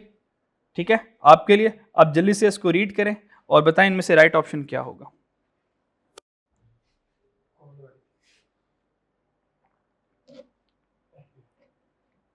ठीक है, कोई नहीं, ठीक है जी। हाँ जी, जल्दी पढ़ें और बताएं इनमें से इंफॉर्मेशन कौन सी है। डेल्टा। ओके, नंबर 1 अल्फा देखें जरा। Data consist of fact and figures static before they have been processed. भाई ये तो डेटा की डेफिनेशन है जी, ये डेटा, ये इंफॉर्मेशन नहीं है। मुझे क्या चाहिए, इंफॉर्मेशन। तो पहला वाला तो डेटा है। Data consist of number letter, ये भी डेटा है। Fact that have been summarise but not yet process, अभी तक प्रोसेस नहीं हुआ, तो ये भी डेटा है। Data that has been process, बस आगे तो मैंने पढ़ा भी नहीं, तो यही इंफॉर्मेशन है। अगर जो मुझे इंग्लिश सुना दे, इग्नोर, क्योंकि डेटा प्रोसेस हो गया, इंफॉर्मेशन बन गई। So right option is delta. Get my point? चलो जी, इनमें से एक मैं करूंगा, बाकी इंशाल्लाह ताला आप लोग ही करेंगे। ठीक है जी, क्लियर? अच्छा जी, सेम सवाल है। रावी जो है वो क्वालिटी बेकरी का मालिक है जी, तो कुछ इंफॉर्मेशन है। 60 कंप्लीटेड कस्टमर फीडबैक फॉर्म, बताना कि ये डेटा है या इंफॉर्मेशन है। क्या ख्याल है, क्या लगता है? 60 कंप्लीटेड कस्टमर फीडबैक फॉर्म्स है, इसका मतलब वेल डन। ये तो अभी कस्टमर से फीडबैक लिया है, तो फीडबैक लेना डेटा है। कस्टमर से डेटा लिया, भाई आपको हमारी प्राइस कैसी लग रही है, प्रोडक्ट कैसी लग रही है, इन्वायरमेंट कैसा लग रहा है, कैसी लग रही है। ठीक है जी, तो ये हमारे पास क्या होगा, डेटा। क्लियर? इस तरह से कर लोगे बाकी? ठीक है जी, ठीक है। नेक्स्ट आ जाए, डेटा में हमारे पास डेटा 3 तरह का होता है। एक को कहते हैं पर्सनल डेटा, एक को कहते हैं सेंसिटिव पर्सनल डेटा, और एक को कहते हैं नॉन पर्सनल डेटा। भाई डेटा कितनी तरह का होगा, कौन कौन सा? पर्सनल, सबसे पहले पर्सनल, फिर सेंसिटिव पर्सनल, और फिर नॉन पर्सनल। अच्छा, पर्सनल डेटा कौन सा होगा? ये पर्सनल डेटा कौन सा होगा? पर्सनल डेटा वो डेटा होगा, एनी इंफॉर्मेशन, जी ये रीड हो रहा है जी, रीड हो रहा है। Any information that relate to an identified और आइडेंटिफाइबल इंडिविजुअल। भाई पर्सनल डेटा क्या होगा? हर वो इंफॉर्मेशन जिससे मुझे किसी पर्टिकुलर पर्सन की आइडेंटिफिकेशन हो जाए कि बंदा कौन है, कहाँ रहता है, नाम क्या है, तो ये क्या होगी, पर्सनल इंफॉर्मेशन। तो पर्सनल इंफॉर्मेशन क्या होगा? नाम, date of birth, address, photograph, email address, phone number. ये कौन सा होगा? पर्सनल डेटा होगा, पर्सनल डेटा होगा। क्लियर हो गया? इनमें से सोचो जरा, थोड़ी देर के सोचो, कोई चीज चोरी हो जाए, इनमें से कोई इंफॉर्मेशन चोरी हो जाए, तो क्या उस पर्टिकुलर पर्सन को नुकसान होगा? सोचो जरा, इसमें से नहीं होगा। मिसाल के तौर पर लोगों को मेरा नाम पता चल गया, लोगों को मेरा नाम पता ही है, तो क्या मुझे नुकसान होगा? अच्छा, लोगों को पता चल जाए मैं कहाँ रहता हूँ, क्या नुकसान होगा? लोगों को मेरा ईमेल एड्रेस पता चल जाए, लोगों को मेरा व्हाट्सएप नंबर तो इतने ज़्यादा बच्चों के पास है मेरा, ठीक है, तकरीबन कराची से, इस्लामाबाद से, लाहौर से, उसके बाद गिलगित बल्तिस्तान से, कहाँ से बच्चे व्हाट्सएप कर रहे होते हैं, तो फ़ोन नंबर सबके पास है तकरीबन। तो क्या मुझे कोई इससे नुकसान हुआ? कोई नुकसान नहीं हुआ। बच्चे क्यूरीज पूछते हैं, चीज़ें पूछते हैं। फोटोग्राफी, मेरी तस्वीर लोगों के पास है, मैंने कोई नुकसान होगा? कोई नुकसान नहीं होगा। डेट ऑफ बर्थ, हाँ ये थोड़ी सी सीक्रेट है, तो इसको मेरे ख्याल में यहाँ पे नहीं होना चाहिए, ठीक है ना। इसको उठा के हम सेंसिटिव पर्सनल में उठा के ले जाते हैं। डन जी, क्लियर। सेंसिटिव पर्सनल क्या होगा? हाँ, ये पर्सनल डेटा है, इज मोर प्राइवेट। ये पर्सनल डेटा है लेकिन मोर प्राइवेट है। अगर इसका मिस यूज हो जाए तो कैन कॉज हार्म, डिस्क्रिमिनेशन और सीरियस रिस्क।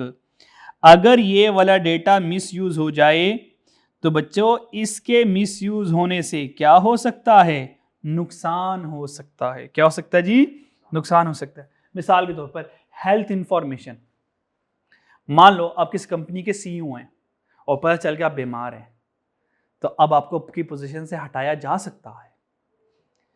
रिलीजियस बिलीफ्स, ठीक है, रिलीजियस बिलीफ ये भी क्या है? Sensitive information. बायोमेट्रिक डेटा, क्या बता देना चाहिए मेरा बायोमेट्रिक डेटा सबको दे देना चाहिए? वो तो आपके मोबाइल को अनलॉक कर लेंगे, आपके बैंक ऐप को अनलॉक कर लेंगे ना।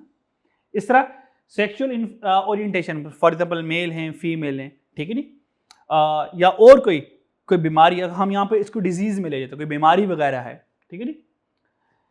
National ID number, ID card number, क्या पब्लिक कर देना चाहिए? सबको बता देना चाहिए भाई मेरा आईडी कार्ड नंबर ये है, मेरा आईडी कार्ड ये है। फाइनेंशियल इंफॉर्मेशन, मेरा बैंक डिटेल ये है, मेरा बैंक का पासवर्ड ये है, लोगों आओ लुट मचा दो। क्या ख्याल है? क्या ख्याल है? ये लो मेरा बैंक अकाउंट नंबर, ये लो मेरा पासवर्ड, जिसको चाहिए इस्तेमाल कर ले। बात देखिएगा इंशाल्लाह 5 मिनट बाद वो ना बैंक होगा, ना अकाउंट नंबर होगा, ना उसमें कुछ होगा। तो ये है सेंसिटिव पर्सनल डेटा। तो हम डेट ऑफ बर्थ को भी इसमें उठा के ले आते हैं, ठीक है नी। तो डेट ऑफ बर्थ को भी हम क्या करते हैं, यहाँ से उठाकर इसको भी इधर शामिल कर लेते हैं, ठीक है। तो इसको इधर ले जाए डेट ऑफ बर्थ। क्लियर हो गया? यहाँ तो कोई मसला? ओके। नॉन पर्सनल डेटा क्या? नॉन पर्सनल डेटा क्या है? ये जो नॉन पर्सनल डेटा होगा इसका इंडिविजुअल से कोई ताल्लुक नहीं है। मिसाल के तौर पर आज का मौसम कैसा है, इससे मेरे से कोई ताल्लुक है? तो ये क्या होगा? Non personal data. Aggregative data, मिसाल के तौर पर पाकिस्तान में कितनी अनएम्प्लॉयमेंट है। स्टैटिस्टिक्स क्या है? मिसाल के तौर पर इस साल मैट्रिक में कितने बच्चे पास हुए, कितने फेल हुए, इसका हमें से कोई ताल्लुक नहीं है। इंडस्ट्रियल डेटा, इंडस्ट्रीज कौन सी चीजें बना रही है। जियोग्राफिकल डेटा, लोग जो है कितनी गाड़ियां खरीद रहे हैं। पब्लिक इंफॉर्मेशन, कौन कौन सी किताबें लोग पढ़ते हैं, या लोग कौन कौन से मूवीज देखते हैं, या कौन कौन से ड्रामास देखते हैं, या न्यूज़ चैनल में क्या चल रहा है। तो इसका ताल्लुक मेरी पर्सनल आइडेंटिफिकेशन के साथ नहीं है। So that's a non personal data. Done जी, clear? Any question regarding this? चले आगे। तो जल्दी से बता दें इनमें से what is the personal data. Personal data क्या है? कस्टमर नेम, ये पर्सनल डेटा होगा। डन जी, क्लियर? आगे चलते हैं। Source of information. Source of information, अब क्योंकि हमने मैनेजमेंट इंफॉर्मेशन पढ़ रहे हैं और हमने डेटा भी पढ़ लिया और इंफॉर्मेशन भी पढ़ ली। डेटा क्या? बोलो, डेटा क्या होता है? Raw facts and figures. और इंफॉर्मेशन क्या? Process data. सिंपल कह दो, प्रोसेस डेटा, वो कह दो, सिंपल कह दो, ठीक है। Next, sources of information. बच्चों क्या जी? Sources of information. अब हमने इंफॉर्मेशन को हासिल करना है, इंफॉर्मेशन को हासिल करना है। तो इंफॉर्मेशन को हासिल करने के सोर्स क्या है? Number 1, that is the primary source. पहला सोर्स कौन सा जी? Primary source. प्राइमरी सोर्स क्या होगा? प्राइमरी सोर्स का मतलब ये होगा मैं खुद डेटा कलेक्ट करूंगा। क्यों? क्योंकि मैं एक एनालिसिस करना चाहता हूं, मैं एक डिसीजन मेकिंग करना चाहता हूं। If investigator by himself collect the data and resource used by the investigator directly, so that resource is called primary source. That source is called primary source. Then that data is called primary data. अगर investigator सारा data खुद से collect कर रहा है ताकि वो अपने एक मकसद को हासिल कर सके, तो वो कौन सा डेटा होगा? Primary data. और वो कौन सा सोर्स होगा? प्राइमरी सोर्स होगा। मिसाल के तौर पर मेरी फार्मास्यूटिकल है, मेरी क्या जी? फार्मास्यूटिकल है और मैं फार्मास्यूटिकल में मेडिसिन बनाता हूँ, ड्रग्स बनाता हूँ।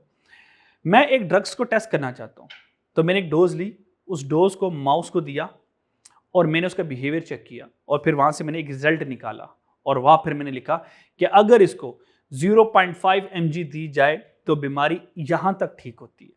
तो ये जो मुझे डेटा मिला, इंफॉर्मेशन मिली, ये इंफॉर्मेशन का सोर्स क्या है, प्राइमरी या सेकेंडरी? प्राइमरी। क्यों? क्योंकि सारा काम मैंने खुद किया, वो सारी इंफॉर्मेशन खुद किया। फिर मैंने लिख दिया कि अगर 0.5 mg ये वाली मेडिसिन इस्तेमाल की जाए तो बीमारी का लेवल 40% तक ठीक हो जाएगा, 1% यूज कर ली जाए तो बीमारी 80% तक ठीक हो जाएगी। ये मैंने इंफॉर्मेशन पब्लिक कर दी। अब किसी और डॉक्टर ने मेरी इस इंफॉर्मेशन को इस्तेमाल कर लिया और अपने मरीज को वो कोड कर दिया कि भाई आपने 1 mg यूज करनी है और आप 80% सही हो जाओगे। अब वो जो डॉक्टर ने ये इंफॉर्मेशन इस्तेमाल किया, तो डॉक्टर ने कौन सा सोर्स इस्तेमाल किया, प्राइमरी या सेकेंडरी? Y secondary? हाँ, क्योंकि that information already collected by someone and doctor just use the information which is already collected by someone, so that information doesn't belong to the doctor himself. ये doctor की information थी। तो rule क्या निकला, अगर मैं डेटा रिसोर्स खुद इस्तेमाल करूंगा तो प्राइमरी होगा, अगर किसी और का इस्तेमाल करूंगा तो सेकेंडरी होगा। Game over. डन जी, आसान था।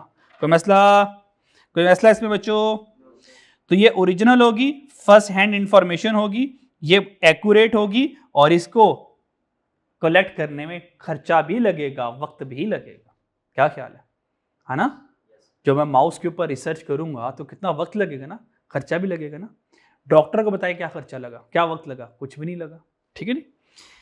एग्जाम्पल, मैंने कोई सर्वे करवाया, कोई इंटरव्यू लिया, observing traffic at a business, और जैसे कि मैंने अभी आपको कहा कि हमने ऑब्जर्व किया फार्मास्यूटिकल में मेडिसिन को, तो ये भी आप कर सकते हैं। ठीक है नी? सेकेंडरी सोर्स मैंने आपको बता दिया, ये सेकेंड ऑर्डर सोर्स होता है, ऑलरेडी कलेक्टेड बाय समवन। चलें जी, क्वेश्चन नंबर 4 जल्दी से बता दें, which of the following are primary data, इनमें से कौन सा प्राइमरी डेटा है, जल्दी से बता दें शाबाश, ताकि पता चले कंसेप्ट आपको आ गया।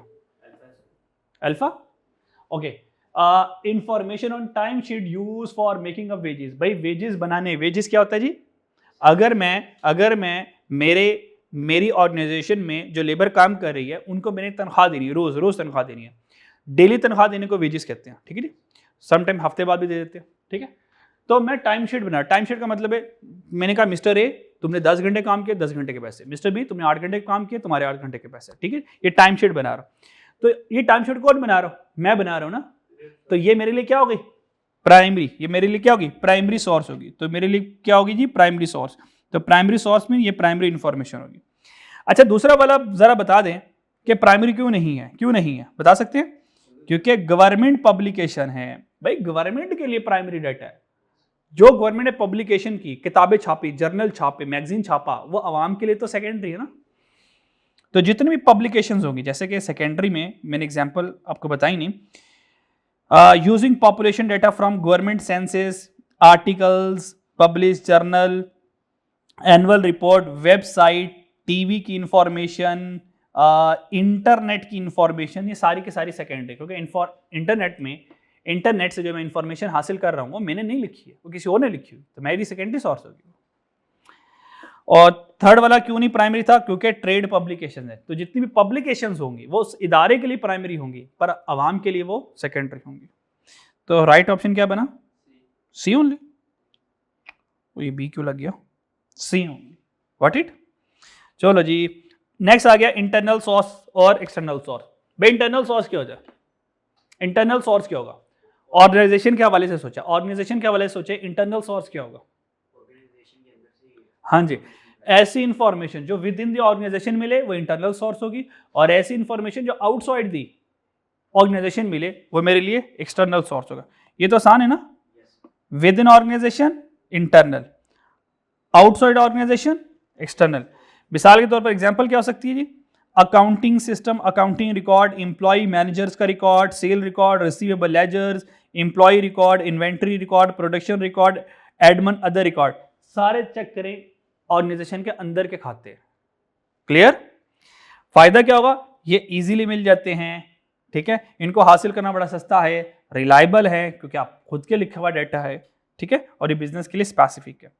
एक्सटर्नल क्या होगा, गवर्नमेंट अंदर का बंदा है बाहर का बंदा है, बोलो ना, बाहर का, bank, media, customer, supplier, internet, newspaper, professional bodies, consultant, trade association, सारे बाहर के लोग हैं। गिव मार्केट इंफॉर्मेशन, इनका फायदा क्या होगा, इनसे क्या मिलेगा, मार्केट की इंफॉर्मेशन मिलेगी। इनसे फायदा क्या होगा, फोरकास्टिंग में हेल्प होगी, यानी कि इंटरेस्ट रेट से हमें पता चल गया इंटरेस्ट रेट बढ़ रहा है, कम हो रहा है, इससे हमें फाइनेंशियल इंफॉर्मेशन हमें मिलेगी। Keep business update, business update रहेगा कि कस्टमर क्या खरीद रहा है, सप्लायर कितने आ रहे हैं, मेरा कंपेटिटर कितना आ रहा है, ठीक है जी, यहां तक कोई मसला। नेक्स्ट जी, फीचर्स, सबसे इंपॉर्टेंट जो एग्जाम में लाजमी आता है, features, characteristics of effective management information, इसको क्वालिटी ऑफ गुड इंफॉर्मेशन कहते हैं और यूजफुल इंफॉर्मेशन भी कहते हैं, ठीक है। तो क्वालिटी ऑफ गुड इंफॉर्मेशन, हमने इंफॉर्मेशन पढ़ ली क्या होती है, इंफॉर्मेशन का प्राइमरी सेकेंडरी सोर्स भी पढ़ लिया, इंफॉर्मेशन इंटरनल और एक्सटर्नल भी पढ़ ली हमने। अब इंफॉर्मेशन कैसी होनी चाहिए, अब इसके बारे में पढ़ने लगे, डन, समझ लगी। और इंफॉर्मेशन कैसी होनी चाहिए, इससे बेहतर यह है कि अच्छी इंफॉर्मेशन कैसी होनी चाहिए, यह हमें देखना है। इंफॉर्मेशन का होना काफी नहीं है, अब हम पढ़ेंगे भी, अच्छी इंफॉर्मेशन का होना काफी है। तो क्वालिटी ऑफ गुड इंफॉर्मेशन जी, गुड इंफॉर्मेशन में क्या होना चाहिए, गुड इंफॉर्मेशन कैसी होनी चाहिए, निमोनिक्स क्या है इसका, शॉर्ट फॉर्म क्या है, वो एक्यूरेट होनी चाहिए, वो एक्यूरेट होनी चाहिए। तो हम एक्यूरेट से क्या करेंगे, सारे के सारे क्वालिटी ऑफ गुड इंफॉर्मेशन पढ़ लेंगे, ठीक है जी। तो सबसे पहले अगर हम बात करें तो ए फॉर एक्यूरेट, इंफॉर्मेशन कैसी होनी चाहिए, एक्यूरेट, क्या होनी चाहिए, देखो बिल्कुल टारगेटेड होनी चाहिए, एक्यूरेट होनी चाहिए। Number 1, free from significant error, उसमें एरर ना हो, एरर से पाक हो। Number 2, degree of rounding should be appropriate, अगर आपको राउंडिंग करनी पड़ जाए, अगर आपको राउंडिंग करनी पड़ जाए, राउंडिंग आप अप्रोप्रिएट होनी चाहिए। ये मैंने आपको राउंडिंग के बारे में बताया भी था, मैंने आपको राउंडिंग के बारे में बताया भी था। अगर राउंडिंग को इग्नोर करेंगे तो लाखों का नुकसान होगा, ये मैंने बताया था ना। जल्दी से दोबारा बता देता हूं यहां पर आ जाए। मिसाल के तौर पर हमने एक प्रोडक्ट खरीदी जो कि $2.85 की आ गई, कितनी आ गई, $2.85 की। तो मैंने कहा यार $2.85 लिख के क्या करना है, $2.85 लिख के क्या करना है, इसको $3 लिख लेते हैं, क्या लिख लेते हैं जी, $3। मैंने क्या किया, 2.85 को राउंड करके किस पे लिख दिया, $3 पे लिख लिया। तो बजाहिर ये लग रहा है कि यार 0.15 का तो मसला है, 0.15 का मसला है, तो क्या फर्क पड़ता है, तो क्या फर्क पड़ता है, अभी देखिएगा क्या फर्क पड़ने वाला है, अभी देखिएगा क्या फर्क पड़ने वाला है। मिसाल के तौर पर अगर हमने 1 मिलियन, अगर मैंने 1 मिलियन की क्वांटिटी खरीदनी है, बच्चों कितनी की खरीदनी है, 1 मिलियन की क्वांटिटी खरीदनी है। तो जब 1 मिलियन की क्वांटिटी खरीदूंगा एट द रेट ऑफ 2.85 का रेट होगा, तो बताएं इससे आंसर कितना आएगा, 285,000,000, यस और नो। इसका मतलब 28.5 मिलियन बनेगा, ये कितना बनेगा जी, 28.5 मिलियन। इसका मतलब यह है मैंने एक प्रोडक्ट को बाय किया एट द रेट ऑफ 2.85, लेकिन 2.85 को मैंने $3 के ऊपर राउंड कर दिया। अगर 2.85 के रेट के हिसाब से 1 मिलियन की क्वांटिटी खरीदता हूं तो how much amount we have to pay, 28.5 million, ये पे करना है मुझे, यस और नो। मुझे पे कितना करना है, 28.5 मिलियन। तो मैंने राउंडिंग किसमें कर ली थी, 3 मिलियन पे। जब मैंने 3 मिलियन पर राउंड कर लिया था तो फिर मैंने क्या किया होगा, 1 मिलियन इंटू $3, तो मेरा आंसर क्या आया होगा, 3 मिलियन। क्या आया होगा जी, किधर गया, ना ये तो 3 मिलियन होगा ना, और ये 1 मिलियन है ना, सॉरी ये 1 0 ज्यादा लग गया, 4 0 आने हैं, ये बन जाएगा 2.85 मिलियन, ये बनेगा 2.85 मिलियन। कितना बनेगा जी, 2.85 मिलियन। तो भाई मैंने कितना लिख लिया, 3 मिलियन। इसका मतलब मुझे कितना पे करना था? 2.85 मिलियन पे करना था। तो मैंने जब राउंड करके इसको $3 लिख लिया, तो मैंने अकाउंटेंट से कितने पैसे लिए होंगे राउंड करने के बाद? मैंने कहा भाई 3 मिलियन दे दो, 3 मिलियन की पेमेंट करनी है। तो मैंने अकाउंटेंट से कितने लिए? बोलो ना यार, अकाउंटेंट से कितने लिए? 3 मिलियन। और मैंने पे कितना करना था? 2.8 मिलियन। तो देखें इन दोनों के डिफरेंस से 15 लाख रुपए, कितने जी? 15 लाख रुपए आराम सुकून से बीच में मैंने गायब कर लिया। 15 लाख रुपए आराम से गायब कर लिए। और इस गायब करने में किसी को बुरा भी महसूस भी नहीं हुआ। भाई ये क्या हुआ? कुछ भी नहीं हुआ, राउंडिंग ही हुई है बस। अकाउंटेंट भी खुश, सारे खुश। भाई मैंने पेमेंट किया, अकाउंटेंट से उसने कितने लिए? 3 मिलियन। और सप्लायर को कितना पे किया होगा? 2.8 मिलियन। 15 लाख की रेडी लगा दी इसने राउंडिंग के चक्करों में।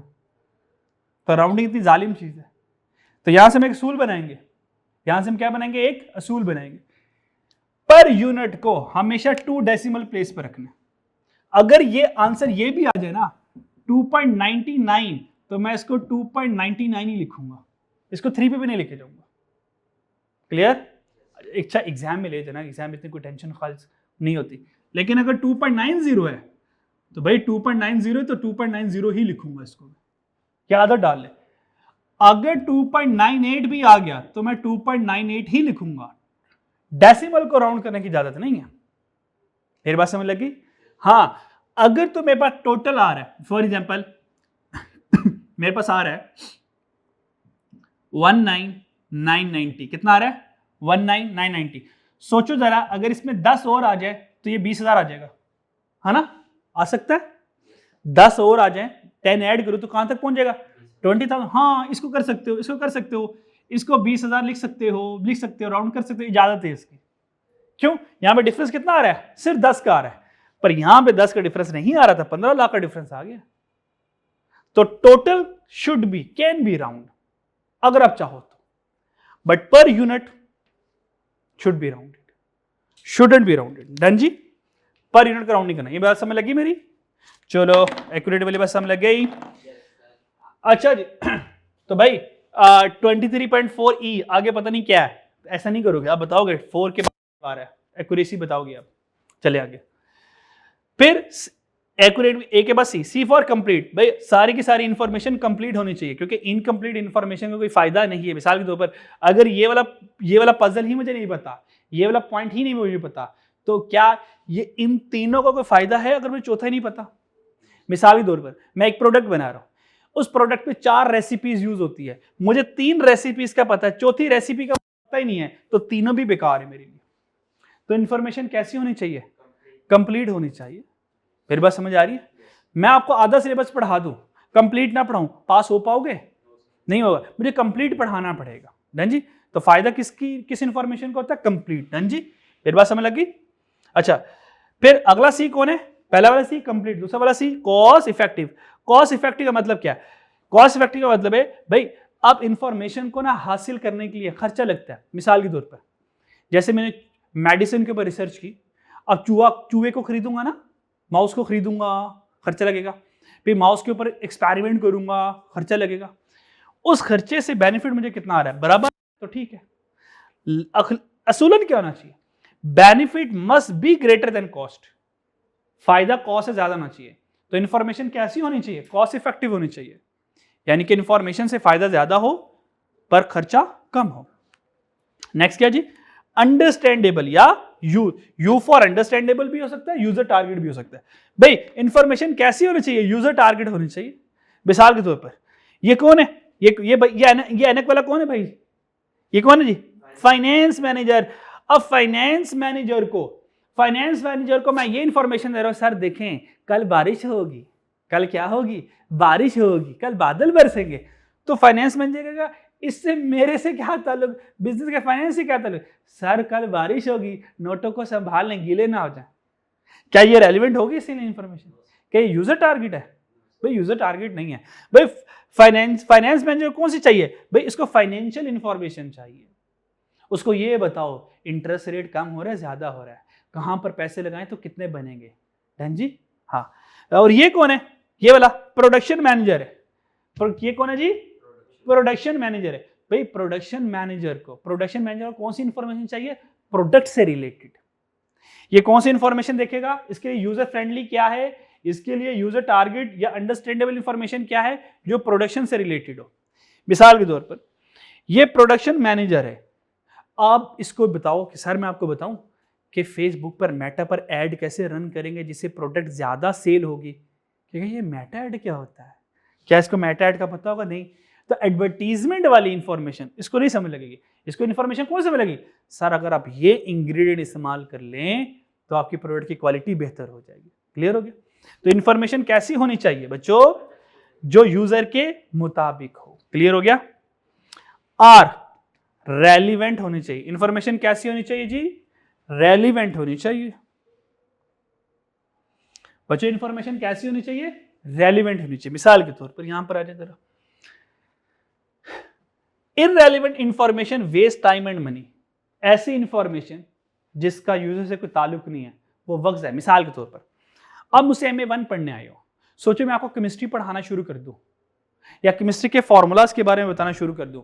अब सुन तो लोगे कि यार टीचर आप बता रहे हैं तो सुन लेते हैं, लेकिन क्या इससे एग्जाम पास हो जाएगा? क्या that's a user target? May be somehow it may be understandable but it's not the user target. आप कहेंगे सर ये इन्फॉर्मेशन हमारे काम की नहीं है, हमें एग्जाम में केमिस्ट्री के फॉर्मूले थोड़ी आने हैं। सब मुझे हमें मैनेजमेंट इन्फॉर्मेशन के बारे में बताएं, हमें मैनेजमेंट के बारे में बताएं। क्या ख्याल है? क्लियर जी? अच्छा जी, तो इन्फॉर्मेशन क्या होनी चाहिए? रेलिवेंट चीज जो बिल्कुल टारगेट पे लगे। तो relevant information help in decision making. Relevant information क्या करेगी? वो हेल्प करेगी। क्लियर हो गया जी? नेक्स्ट ए आ गया, A for authoritative. A for authoritative. Authoritative का मतलब क्या? देखो मिसाल के तौर पर यही मैनेजमेंट वाला सब्जेक्ट एक मैट्रिक का बच्चा आपको पढ़ा रहा है, पढ़ लोगे? नहीं, आप कहेंगे सर ये तो हमसे भी छोटा है, चलो कोई नहीं किसी बड़े को ले आते हैं, किसी बड़े को ले आते हैं। मिसाल के तौर पर एक प्रोफेसर है, उन्होंने PhD उर्दू में की हुई है। किसमें की हुई जी? तो इदारे में लगेगा इंशाल्लाह नेक्स्ट बैच MA1 का सर पढ़ाएंगे, सर की बेहतरीन उर्दू है, सर आपको मैनेजमेंट के साथ साथ शायरी भी सुनाएंगे। क्या कह रहे हैं? हर एक कॉन्सेप्ट के साथ एक शेर आ रहा होगा। क्लियर है? इकबाल भी आ रहा होगा, गालिब भी आ रहा होगा, ठीक है जी, और फिर टीचर ही बच्चों पे गालिब आ जाएंगे, ठीक है जी। तो ये जो शेर हर एक कॉन्सेप्ट से एक शेर आ रहा होगा, तो क्या आप पढ़ लेंगे? क्या पढ़ लेंगे? एक दो दिन तो पढ़ लेंगे, क्योंकि सर अथॉरिटेटिव का मसला आ रहा है, सर रिलायबल सोर्स का मसला आ रहा है। सर अगर ये उर्दू पढ़ाएं नो डाउट छा जाएंगे, ये तो लुट मचा देंगे उर्दू पढ़ाने में, कमाल की उर्दू पढ़ाएंगे, पर सर मैनेजमेंट इंफॉर्मेशन थोड़ा सा ख्याल कर ले। क्लियर? तो इंफॉर्मेशन कैसी होनी चाहिए? अथॉरिटेटिव होनी चाहिए। ऑब्टेन फ्रॉम, बोलो बोलो, रिलायबल एंड ट्रस्टेड सोर्स। बात समझ लगी? अगर गवर्नमेंट रिपोर्ट दे दे तो उसके ऊपर आंखें बंद करके यकीन कर लेंगे कि गवर्नमेंट जो है उम्मीद है कि झूठ नहीं बोलेगी।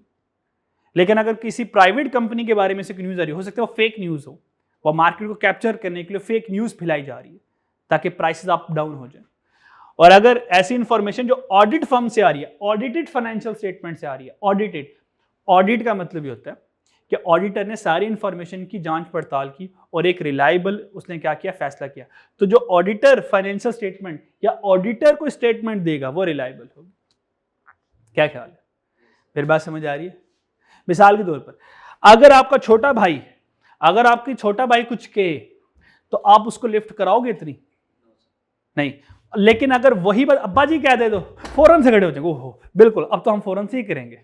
अब्बा रिलायबल सोर्स है, अथॉरिटेटिव है, अब्बा की बात ज्यादा ऑथेंटिक है, छोटे भाई की बात लिफ्ट ही नहीं करवानी। क्या ख्याल है? क्लियर है?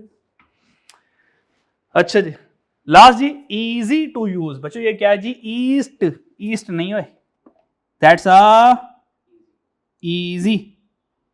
Easy peasy lemon squeezy. ठीक है जी, ये कौन सा जी? Easy to use. इंफॉर्मेशन कैसी होनी चाहिए? जो इजी टू यूज हो। क्या होनी चाहिए जी? इजी टू यूज हो। मिसाल के तौर पर मैं आपको सारी इंफॉर्मेशन दे रहा हूं फ्रेंच में, मैं फ्रेंच में बोली जा रहा हूं, ऑल्दो मुझे नहीं आती, लेकिन सोचो मैं फ्रेंच में पढ़ा रहा हूं, क्योंकि सर माशाल्लाह बहुत अच्छा पढ़ाया क्या ये तो बताएं आप, क्या फायदा होगा ऐसी इंफॉर्मेशन का? नहीं। अगर मैं यही इंफॉर्मेशन आपको एग्जाम्पल के साथ एक एग्जाम्पल दूं, प्रैक्टिकल एग्जाम्पल दूं, फिर क्या ज़्यादा आपको फ़ायदा होगा या कम फ़ायदा होगा? ज़्यादा।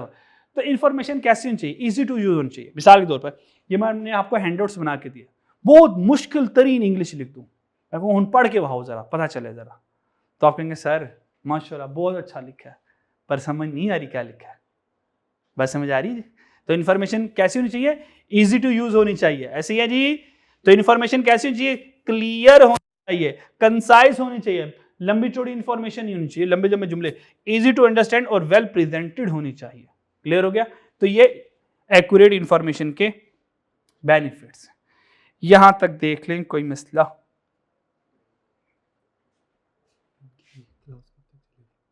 पॉज कर दो। हमने अच्छा जी बच्चों, एक्यूरेट इन्फॉर्मेशन पढ़ लिया है। आपके पास ये एक्टिविटी है, ठीक है। आपने हर एक सिनेरियो पढ़ना है। हर एक सिनेरियो के बाद आपने ये बताना है इज दिस इंफॉर्मेशन यूजफुल, ये इंफॉर्मेशन यूजफुल है या नहीं है। कोशिश करना है ये बताना है कि इंफॉर्मेशन यूजफुल है या नहीं है। अच्छा जी, ये आपकी एक्टिविटीज़ है और इसके आंसर यहाँ पे लिखे होंगे विद डिटेलिंग कि इंफॉर्मेशन यूजफुल है किस बेसिस के ऊपर है, ठीक है। अगर नहीं है तो किस बेस के ऊपर नहीं है, ठीक है। दो प्रैक्टिस क्वेश्चन है, ये भी देख लीजिएगा आप, ठीक है। अच्छा, अब इतना टाइम नहीं है क्योंकि मैं एक एक प्रैक्टिस क्वेश्चन के ऊपर बहुत वक्त लगाऊं, क्योंकि मुझे आगे इसको कंप्लीट भी करवाना है, वरना तो ये रेगुलर लेक्चर ही बन जाएगा, ठीक है। बस इनमें से एक कर दें, ये वाला कर दें, बताएं कौन सी क्वालिटी ऑफ गुड इंफॉर्मेशन नहीं है, बस ये कर दें एक जी। इनमें से कौन सी क्वालिटी ऑफ गुड इंफॉर्मेशन है? ABCD में से डेल्टा नहीं है। इंफॉर्मेशन रिलेटिव अंडरस्टैंडेबल होनी चाहिए, वर्थ मोर देन कॉस्ट ये भी नहीं चाहिए, क्विकली भाई इंफॉर्मेशन जल्दी नहीं मिलनी चाहिए, जल्दी के चक्करों में खराब इंफॉर्मेशन हो सकती है, रॉन्ग इंफॉर्मेशन हो सकती है, ठीक है। तो डेल्टा ऑप्शन इज करेक्ट। अच्छा, इसका आंसर नहीं लगा, इसका भी मैं बता देता हूँ। बताएं इनमें से कौन सी क्वालिटी ऑफ गुड इंफॉर्मेशन है? All qualities of good information है, बी है। Reliable, consistent, timely. Well done, बहुत अच्छे यार। Limitation of management information, management information की लिमिटेशन। वर्ड लिमिटेशन को अंडरस्टैंड करना है जरा, वर्ड लिमिटेशन को अंडरस्टैंड करना है। लिमिटेशन का मतलब होता है हद, लिमिटेशन का मतलब क्या होता है? हद। हद का मतलब होता है बाउंड्री। इसके बाद मैनेजमेंट इंफॉर्मेशन का इलाका खत्म हो जाता है, या यहां पर मैनेजमेंट इंफॉर्मेशन के सारे कॉन्सेप्ट फेल हो जाते हैं।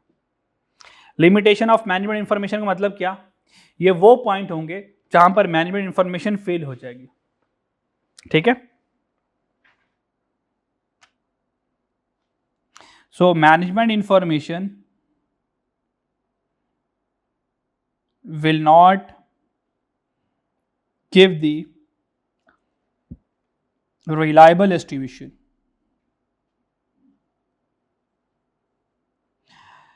Management information will not give the reliable information.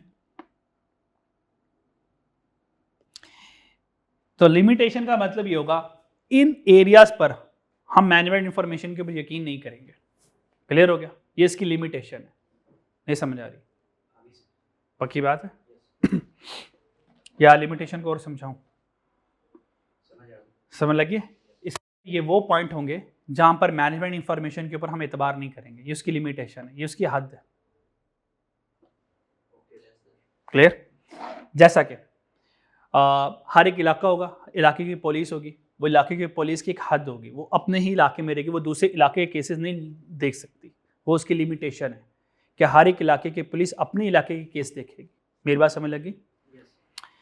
क्या एक टाउन ए की पुलिस टाउन बी के मामला में मुदाखलत करेगी? ये लिमिटेशन है किसकी?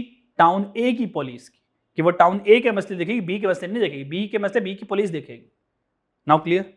चलो, नंबर 1 टाइम एंड कॉस्ट। आपने इनके सिर्फ डेफिनेशन, आपने सिर्फ इनके नाम याद रखने, इंटरनल इंफॉर्मेशन से अंडरस्टैंडिंग के लिए आपने सिर्फ नाम रखने, टाइम एंड कॉस्ट। मिसाल के तौर पर एग्जामिनर कह सकता है टाइम एंड कॉस्ट ये मैनेजमेंट इंफॉर्मेशन की लिमिटेशन है या नहीं, तो आप कहेंगे लिमिटेशन है, क्योंकि टाइम एंड कॉस्ट की वजह से मैनेजमेंट इंफॉर्मेशन फेल हो जाती है। मिसाल के तौर पर सम टाइम इंफॉर्मेशन बहुत ज़्यादा वक्त ले लेती है, बहुत ज़्यादा कॉस्ट ले लेती है। तो कॉस्ट अगर ज़्यादा ले लेती है तो यहाँ से डर क्या होता है कि कॉस्ट ग्रेटर देन बेनिफिट हो जाए। अगर कॉस्ट ग्रेटर देन बेनिफिट हो जाए तो फिर आपको पता है कि ऐसी इंफॉर्मेशन हमारे लिए यूजलेस हो जाती है, फिर फारिग हो जाती है। ऐसी इंफॉर्मेशन कोई फ़ायदा नहीं है, फिर ये लिमिटेशन इसकी। बेस्ड ऑन पास्ट इवेंट, आपको पता है मैनेजमेंट इंफॉर्मेशन हमें सारी की सारी पास्ट इंफॉर्मेशन से मिलती है। जब आपको पता है बिजनेस डायनेमिक है, बिजनेस मुसलसल बदलता रहता है, तो अगर ऐसी इंफॉर्मेशन जो मुझे पास्ट से मिल रही है तो वह सारी की सारी इंफॉर्मेशन पास्ट के बारे में बता रही है। अगर फ्यूचर बदल गया तो जो इंफॉर्मेशन अभी मेरे पास है वो किसी काम की नहीं है। क्या मैं समझा पाया? मैनेजमेंट इंफॉर्मेशन अगर पास्ट बेस पर आई है, पास्ट इवेंट से आई है, यानी कि मेरे पास जो भी इंफॉर्मेशन है वो पिछले साल की है, तो पिछले साल की बेस के ऊपर मैंने आज एक फैसला किया, पर सुबह क्या होगा ये तो मुझे नहीं पता ना। सुबह हालात बदल गए तो आज वाली इंफॉर्मेशन फारिग हो जाएगी। क्लियर? आगे, no way to know if something significant is missing. No way to know का मतलब मुझे कहीं से नहीं पता चल सकता कि अगर एक बहुत बड़ी इंफॉर्मेशन मैंने मिस कर दी, मिसाल के तौर पर मुझे पता ही नहीं चला कि मेरा कंपेटिटर मार्केट में आ चुका हुआ है, ये मुझे कहीं से पता नहीं चला, और पर अचानक मुझे पता चला कि मेरा कंपेटिटर मार्केट में आ गया, तो मेरे तो पाँव से जमीन निकल गई कि मेरा कंपेटिटर आ गया। अब तो सर्वाइवल का मसला आ रहा है, अब तो मार्केट को गेन करने का मसला आ रहा है, अब कंज्यूमर को विन करने का मसला आ रहा है, अब तो प्राइसेस को दोबारा रिवाइज करने का मसला आ रहा है। क्लियर हो गया? Fourth one, reluctance to question computer system report. Reluctant का मतलब क्या होता है? रिलेक्टेंट का मतलब होता है हेजिटेट करना। ठीक है, नॉर्मली हम कंप्यूटर सिस्टम के ऊपर क्वेश्चन नहीं उठाते। नॉर्मली हम कहते हैं कंप्यूटर सिस्टम जो कहेगा वो गलत कहेगा, नहीं, नॉर्मली हम क्या कहते हैं कंप्यूटर सिस्टम जो भी रिपोर्ट देगा एक्यूरेट देगा। लेकिन अगर डाटा इनपुट गलत ही हो गया हो, अगर इनपुट ही गलत हो गया हो, डाटा ही गलत दे दिया हो, तो अब जो रिपोर्ट आएगी वो भी गलत आएगी। तो some time reluctant to question computer system report में अगर तो डाटा गलत हो गया या इनएक्यूरेट हो गया तो जो रिपोर्ट आएगी वो भी इनएक्यूरेट आएगी। तो अब जो इन्फॉर्मेशन आएगी वो मेरे लिए रेलिवेंट नहीं रहेगी, वो मेरे लिए रेलेवेंट नहीं रहेगी। ठीक है जी? तो नॉर्मली हम कंप्यूटर सिस्टम पर क्वेश्चन नहीं उठाते, रिलेक्टेंट होते हैं, हम उसके ऊपर क्वेश्चन रेज नहीं करते। लेकिन हमें देखना पड़ेगा क्या डाटा भी सही है, अगर डाटा सही है तो कंप्यूटर की रिपोर्ट भी सही होगी। Based on assumption that may now be invalid। Sometime management information में जो हमें इंफॉर्मेशन मिलती है ना वो एक अजम्पशन से मिलती है, हमारा ख्याल होता है। सोचो अगर वो ख्याल ही उड़ गया तो इंफॉर्मेशन भी उड़ जाएगी। मिसाल के तौर पर general economic conditions, competitor behaviour, customer attitude, taste, कहता है ये सारे वो फैक्टर हैं जिनको प्रिडिक्ट करना मुश्किल हो सकता है। हमने अज्यूम किया लोग हमारी प्रोडक्ट खरीदेंगे, ये हमारी अजम्पशन थी, ये हमारी अजम्पशन खरीदेंगे, लोगों ने नहीं खरीदा क्योंकि नया कंपैटिटर मार्केट में आ गया, हमसे बेहतर प्रोडक्ट मार्केट में ले आया। ठीक है, तो सम टाइम ऐसी इंफॉर्मेशन जो अजम्पशन की बेस पर आई वो चेंज भी हो सकती है। And the last one is over reliance on financial information. Financial information के ऊपर जरूरत से ज्यादा एतबार करना ये भी गलत है, क्योंकि फाइनेंशियल इंफॉर्मेशन से सिर्फ पैसों के बारे में पता चलेगा। बहुत सारी ऐसी इंफॉर्मेशन है जिनका पैसों से कोई ताल्लुक नहीं होता, जैसे कि फ्यूचर सेल में be dependent upon customer satisfaction level. अब कस्टमर सेटिस्फाइड है या नहीं है, ये कौन सी इंफॉर्मेशन है? नॉन फाइनेंशियल इंफॉर्मेशन है। तो सम टाइम फाइनेंशियल इंफॉर्मेशन के ऊपर बहुत ज्यादा रिलाय करना वो जरूरी नहीं है। मेरे पास मेरी सेल बढ़ रही है, क्यों बढ़ रही है? क्योंकि मैंने प्राइस कम कर दी, प्राइस कम करने से सेल बढ़ रही है। फाइनेंशियल इंफॉर्मेशन ये कह रही है कि प्राइस कम करो सेल बढ़ जाएगी। लेकिन जो मैं प्राइस कम कर रहा हूँ ना, प्राइस कम कर रहा हूँ तो उसके चक्कर में प्रोडक्ट की क्वालिटी भी थोड़ी थोड़ी कम करता जा रहा हूँ। तो हो सकता है शॉर्टर टर्म में आपके पास कस्टमर ज़्यादा आ जाए, लेकिन लॉन्गर टर्म में कस्टमर सेटिस्फेक्शन लूज होते रहेगी। तो हो सकता है आने वाले 6 महीने में, 7 महीने में, साल में लोग कहेंगे ठीक है भाई बहुत हो गया, अब इस प्रोडक्ट में वो जान नहीं रही। सो ये हमारे पास है end of the part 1। Part 2 हमारे पास मैनेजमेंट अकाउंटिंग और फाइनेंशियल अकाउंटिंग है जी। हमारे पास बच्चों 2 तरह की अकाउंटिंग होती है। कितनी तरह की अकाउंटिंग होती है? 2 तरह की। और उन 2 अकाउंटिंग में 2 फर्दर अकाउंटिंग्स है। 2 अकाउंटिंग होती है, एक को क्या कहते हैं? एक को क्या कहते हैं? Cost and management accounting. Financial accounting में 2 अकाउंटिंग होती है, एक को फाइनेंशियल अकाउंटिंग कहते हैं और एक को फाइनेंशियल रिपोर्टिंग कहते हैं। फाइनेंशियल अकाउंटिंग अलग होती है, फाइनेंशियल रिपोर्टिंग अलग होती है। फाइनेंशियल अकाउंटिंग क्या है? फाइनेंशियल अकाउंटिंग क्या होता है? Systematic recording. फाइनेंशियल अकाउंटिंग में क्या होगा जी? सिस्टमैटिक रिकॉर्डिंग होगी, रिपोर्टिंग होगी, analysis of financial transaction of a business. Business की जो भी फाइनेंशियल ट्रांजैक्शन होगी उसको रिकॉर्ड करेंगे उसको रिपोर्ट करेंगे और उसको एनालाइज करेंगे। ये फाइनेंशियल अकाउंटिंग का काम होता है। फाइनेंशियल अकाउंटिंग का काम क्या है? बिजनेस की फाइनेंशियल ट्रांजैक्शन में पैसों का आना, पैसों का जाना, पैसों के आने जाने को क्या कहेंगे जी? Financial transaction. जी, फाइनेंशियल ट्रांजैक्शन क्या होता है जी? पैसों का आना, पैसों का आना और पैसों का जाना। पैसों के आने जाने को फाइनेंशियल ट्रांजैक्शन कहते हैं। तो फाइनेंशियल ट्रांजैक्शन को रिकॉर्ड कर लो, उनको रिपोर्ट कर लो और उनको क्या कर लो? एनालाइज कर लो। तो ये फाइनेंशियल अकाउंटिंग होता है। और फाइनेंशियल अकाउंटिंग किस बेस पर होती है? पास्ट ट्रांजैक्शन के बेस पर होती है। पूरा साल क्या हुआ, इसको साल के आखिरी दिन बैठ के हम रिकॉर्ड करते हैं। फिर फाइनेंशियल रिपोर्टिंग आती है। पहला वाला फाइनेंशियल अकाउंटिंग, दूसरा वाला फाइनेंशियल रिपोर्टिंग। फाइनेंशियल रिपोर्टिंग में क्या होगा? Financial reporting focus on producing, जी फाइनेंशियल रिपोर्टिंग का, जी फाइनेंशियल रिपोर्टिंग का फोकस किसके ऊपर होता है? क्या बनाना होता है जी? बच्चों बोलो ना भाई, फाइनेंशियल स्टेटमेंट बनाना होता है। फाइनेंशियल अकाउंटिंग का मकसद क्या होता है? फाइनेंशियल ट्रांजैक्शन को रिकॉर्ड करना। जबकि फाइनेंशियल रिपोर्टिंग का मकसद क्या होता है? फाइनेंशियल स्टेटमेंट को प्रोड्यूस करना। क्यों? For publication outside the business, ताकि हम बिजनेस के आउटसाइड जो यूजर बैठे हुए हैं, जो इन्वेस्टर बैठा हुआ है, जो गवर्नमेंट बैठी हुई है, जो बैंक बैठा हुआ है, उसको अपने बारे में बता सकें। Company, how company introduce ourself to the public through financial statement. Company अपने बारे में कैसे बताएगी लोगों को? फाइनेंशियल स्टेटमेंट से बताएगी। क्लियर हो गया? तो फाइनेंशियल स्टेटमेंट किसके लिए होती है? आउटसाइड दी ऑर्गेनाइजेशंस के लिए होती है, बैंक्स के लिए, इन्वेस्टर्स के लिए होती है। मेरी बात समझ लगी? और ये जो फाइनेंशियल स्टेटमेंट बनाऊंगा, मुंह चुक के बना लूंगा, मुंह साइड पे रख के बनाऊंगा? अच्छा, वेल डन यार, गुड गुड। कहता भाई, कहते हैं स्टैंडर्ड को फॉलो करते हुए बनाएंगे। Well done. वो क्या बात है, क्या बात है, मुश्किल मुश्किल नाम बोली जा रहे हैं। IFR ऐसा, वाह वाह, क्या बात है।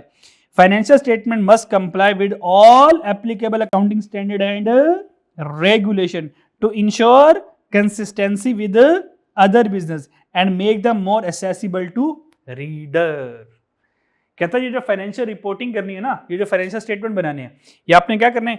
IAS इंटरनेशनल अकाउंटिंग स्टैंडर्ड के अकॉर्डिंग बनाने हैं, ठीक है जी। और IFRS international financial reporting standard के अकॉर्डिंग बनाने हैं, मुंह चुके नहीं बनाने। बात समझ आ गई? ताकि क्या सके बाकी बिजनेस के साथ कंपेयर करके, क्योंकि बाकी बिजनेस जो होंगे वो इंटरनेशनल अकाउंटिंग स्टैंडर्ड को फॉलो करेंगे, आप भी फॉलो करेंगे, तो दोनों कंपैरिजन हो सकता है दोनों का। डन जी, बात समझ लग गई? और फाइनेंशियल स्टेटमेंट में हम कौन, अच्छा ये हमारे सिलेबस में नहीं है, कुछ इन्फॉर्मेशन आपको ज्यादा दे रहा हूँ ताकि आगे जब आपने पढ़नी है फाइनेंशियल अकाउंटिंग तो उसमें आसानी हो जाए आपको। क्लियर है? अच्छा जी, तो फाइनेंशियल रिपोर्टिंग में, फाइनेंशियल स्टेटमेंट में हम 5 स्टेटमेंट बनाते हैं। Number 1 statement of comprehensive income, जिसको नन्हे मुन्ने बच्चे इनकम स्टेटमेंट कहते हैं जी। इनकम स्टेटमेंट और स्टेटमेंट ऑफ कंप्रीहेंसिव इनकम में थोड़ा सा फर्क है, ये इंशाल्लाह ताला फाइनेंशियल अकाउंटिंग में आप लोग पढ़ेंगे लेटर ऑन जाके। दूसरा स्टेटमेंट ऑफ फाइनेंशियल पोजीशन, जिसको बैलेंस शीट कहते हैं जी। फिर स्टेटमेंट ऑफ कैश फ्लो, फिर statement of changes in equity और फिर नोट्स टू द अकाउंट। ये 5 फाइनेंशियल स्टेटमेंट्स आप बनाएंगे इंशाल्लाह, ठीक है जी। क्लियर? नेक्स्ट हमारे पास होता है कॉस्ट अकाउंटिंग। कॉस्ट अकाउंटिंग भाई, कॉस्ट अकाउंटिंग क्या? बड़ा आसान, बड़ा आसान, वेल डन। बिजनेस एक यूनिट कितने का बनाता है, बस इसको कैलकुलेट करने का नाम कॉस्ट अकाउंटिंग होता है। तो cost accounting is nothing but it's a method and technique to calculate cost per unit of a business. Business एक मोबाइल कितना का बनाता है ये जान लिया, ये कॉस्ट अकाउंटिंग है। एक मोबाइल बनाने में मटेरियल, लेबर, एफर्ट कितना लग रहा है, ये कॉस्ट अकाउंटिंग। एक कुर्सी बनाने में, एक चेयर बनाने में मटेरियल, लेबर, एफर्ट कितना लग रहा है, so that's a cost accounting. Management accounting क्या है? बिजनेस को प्लान करना, कंट्रोल करना, डिसीजन मेकिंग करना, ताकि क्या कर सके, ऑप्टिमाइज यूज ऑफ रिसोर्सेज। हम अपने रिसोर्सेज को बेस्ट यूटिलाइज कर ले, उसके लिए प्लान और चेक करें। ये तीनों मैनेजमेंट के पर्पस भी हैं, ये तीनों मैनेजमेंट के पर्पस भी है। तो मैनेजमेंट अकाउंटिंग में क्या होगा?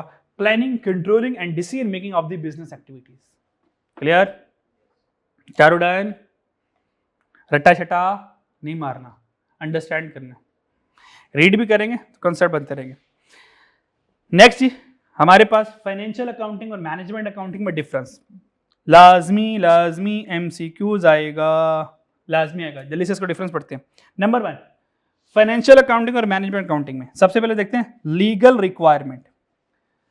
जितनी भी लिमिटेड कंपनीज होंगी, अगर आप लोग एफबीटी पढ़ रहे हैं तो आपको पता होगा लिमिटेड कंपनीज क्या होती हैं।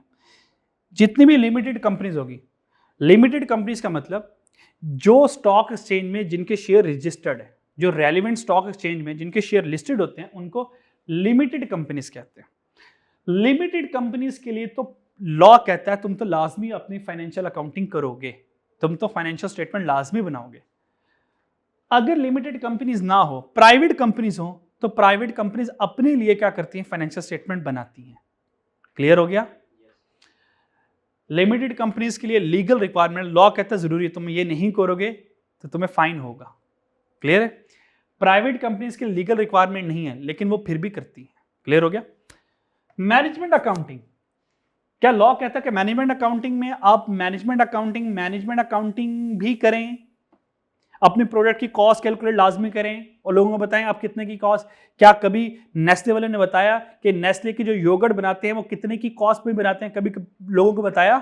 भाई नहीं, पर्सनल इंफॉर्मेशन है, बल्कि ये सेंसिटिव पर्सनल इंफॉर्मेशन है। अगर वो ये बता दे कि कॉस्ट कितने की बढ़ती है, सारे लोग उनकी कॉपी ना कर लें फिर अदर मैन्युफैक्चरर। क्लियर? तो मैनेजमेंट अकाउंटिंग करना जरूरी है, लॉ कहता नहीं जरूरी नहीं है, लेकिन लॉ कहता फाइनेंशियल अकाउंटिंग करो, क्योंकि ये अभी मैंने पढ़ाया आउटसाइड दी, बोलो ना, आउटसाइड दी ऑर्गेनाइजेशन के लिए होता है, लोगों के लिए होता है। फिर रिकॉर्ड कीपिंग, रिकॉर्ड कीपिंग का मतलब होता है कि आपने अपने फाइनेंशियल रिकॉर्ड्स को संभाल के रखना है। क्या करना जी? जी कहता है the cost of record keeping is a necessity. ठीक है, तो लॉ कहता है कि कम से कम 6 सालों के लिए, और डिफरेंट कंट्रीज के डिफरेंट लॉ होते हैं, तो पाकिस्तान में 6 सालों के लिए हमें फाइनेंशियल अकाउंट को संभाल के रखना पड़ता है। मैनेजमेंट अकाउंटिंग को भी संभाल के रखना है, कहता है मर्जी है, रखना चाहो रख लो, नहीं रखना चाहो तो आपकी मर्जी है। ठीक है, मैनेजमेंट अकाउंटिंग मर्जी के ऊपर चलेगा, फाइनेंशियल अकाउंटिंग मर्जी के ऊपर नहीं चलेगा, क्योंकि ये IFRS इंटरनेशनल अकाउंटिंग स्टैंडर्ड के अकॉर्डिंग चलता है। हाँ, ये प्राइवेट लिमिटेड दोनों के लिए आ जाएगा, यहाँ पे दोनों के लिए फाइनेंशियल अकाउंट्स। ठीक है ना, क्योंकि फाइनेंशियल अकाउंट्स के ऑडिट होंगे ना, तो प्राइवेट कंपनीज का भी हो सकता है, लिमिटेड कंपनीज का भी हो सकता है। लिमिटेड कंपनी का तो ऑडिट भी पक्का होता है, तो प्राइवेट वाले भी तो अपने ऑडिट करवाते हैं ना, ताकि मैनेजमेंट कोई दो नंबरी तो नहीं कर रही। ठीक है, तो ऑनर करवाता है अपना, प्राइवेट अपना ऑडिट करवाता है अपनी फर्म का, क्योंकि ऑनर खुद तो बिजनेस में नहीं है ना, बिजनेस कौन चला रहा है? मैनेजर चला रहे हैं। तो मैनेजर अकाउंटेंट मिलके सारी की सारी घपले कर रहे हैं, तो मालिक को तो पता ही नहीं था, मालिक ने ऑडिट करवाया, जब ऑडिट कराया तो सारों की असलियत सामने आ गई। ठीक है, हाँ, तो ऑडिट करवाते हैं। अच्छा जी, तो रिकॉर्ड मेंटेन, ऑडिटर रिकॉर्ड, पिछले रिकॉर्ड मांगता है, बताओ यार पिछले 2 साल बाद रसीदें क्या थी, क्योंकि 4, 5, 5, 6 साल वाले खाते खुलते हैं, फिर 6, 7, 10 साल से घपले चल रहे होते हैं। जब ऑडिट खुलता है तो ऐसी की तैसी सारों की हो जाती है, सारों के साथ खुश्क हो जाते हैं, फिर सारे कहते हैं अब तो गए अब। ठीक है, क्योंकि ऑडिटर चीजें पकड़ लेते हैं, ऑडिटर अकाउंटेंट भी होता है, ऑडिटर को सारा पता है कि सारे चोर रस्ते क्या है, तो ऑडिटर तो चोरों में से होता है, तो चोरों में से होता है, मतलब चोर नहीं होता, लेकिन उसको पता है कहाँ कहाँ पर लूप होल होता है, कहाँ कहाँ पर 2 नंबरियां हो रही होती हैं, तो उसको पता होता है। ऑब्जेक्टिव एंड यूजेस, भाई इसका ऑब्जेक्टिव क्या है? Defined by accounting standard. भाई फाइनेंशियल अकाउंटिंग का यूज और ऑब्जेक्टिव कौन बताएगा? Accounting standard. तो अकाउंटिंग स्टैंडर्ड में कौन बताएगा? International IAS, international, I for international, A for accounting, S for standard, IAS बताएगा। क्लियर हो गया? और ये कौन बताएगा? मैनेजमेंट अकाउंटिंग की यूजेस और ऑब्जेक्टिव, भाई मैनेजमेंट बताएगी। फाइनेंशियल अकाउंट किस बेस के ऊपर बनते हैं? हिस्टोरिकल रिकॉर्ड, यानी कि पास्ट बेस के ऊपर, और मैनेजमेंट पास्ट बेस के ऊपर भी, और फ्यूचर में बजट फ्यूचर का होगा ना, तो ये फ्यूचर के लिए भी होता है, ये पास्ट और फ्यूचर दोनों के लिए होता है। फाइनेंशियल अकाउंट में कौन सी इंफॉर्मेशन होगी? फाइनेंशियल इंफॉर्मेशन होगी, और यहां पर फाइनेंशियल भी होगी और नॉन फाइनेंशियल भी होगी, कोई डिसीजन मेकिंग यहां पे इन्वॉल्व होगा ना। यहां पे क्या होगा जी? नॉन फाइनेंशियल है ना, तो डिसीजन मेकिंग क्या है जी? डिसीजन मेकिंग क्या है जी? और प्लानिंग क्या है जी?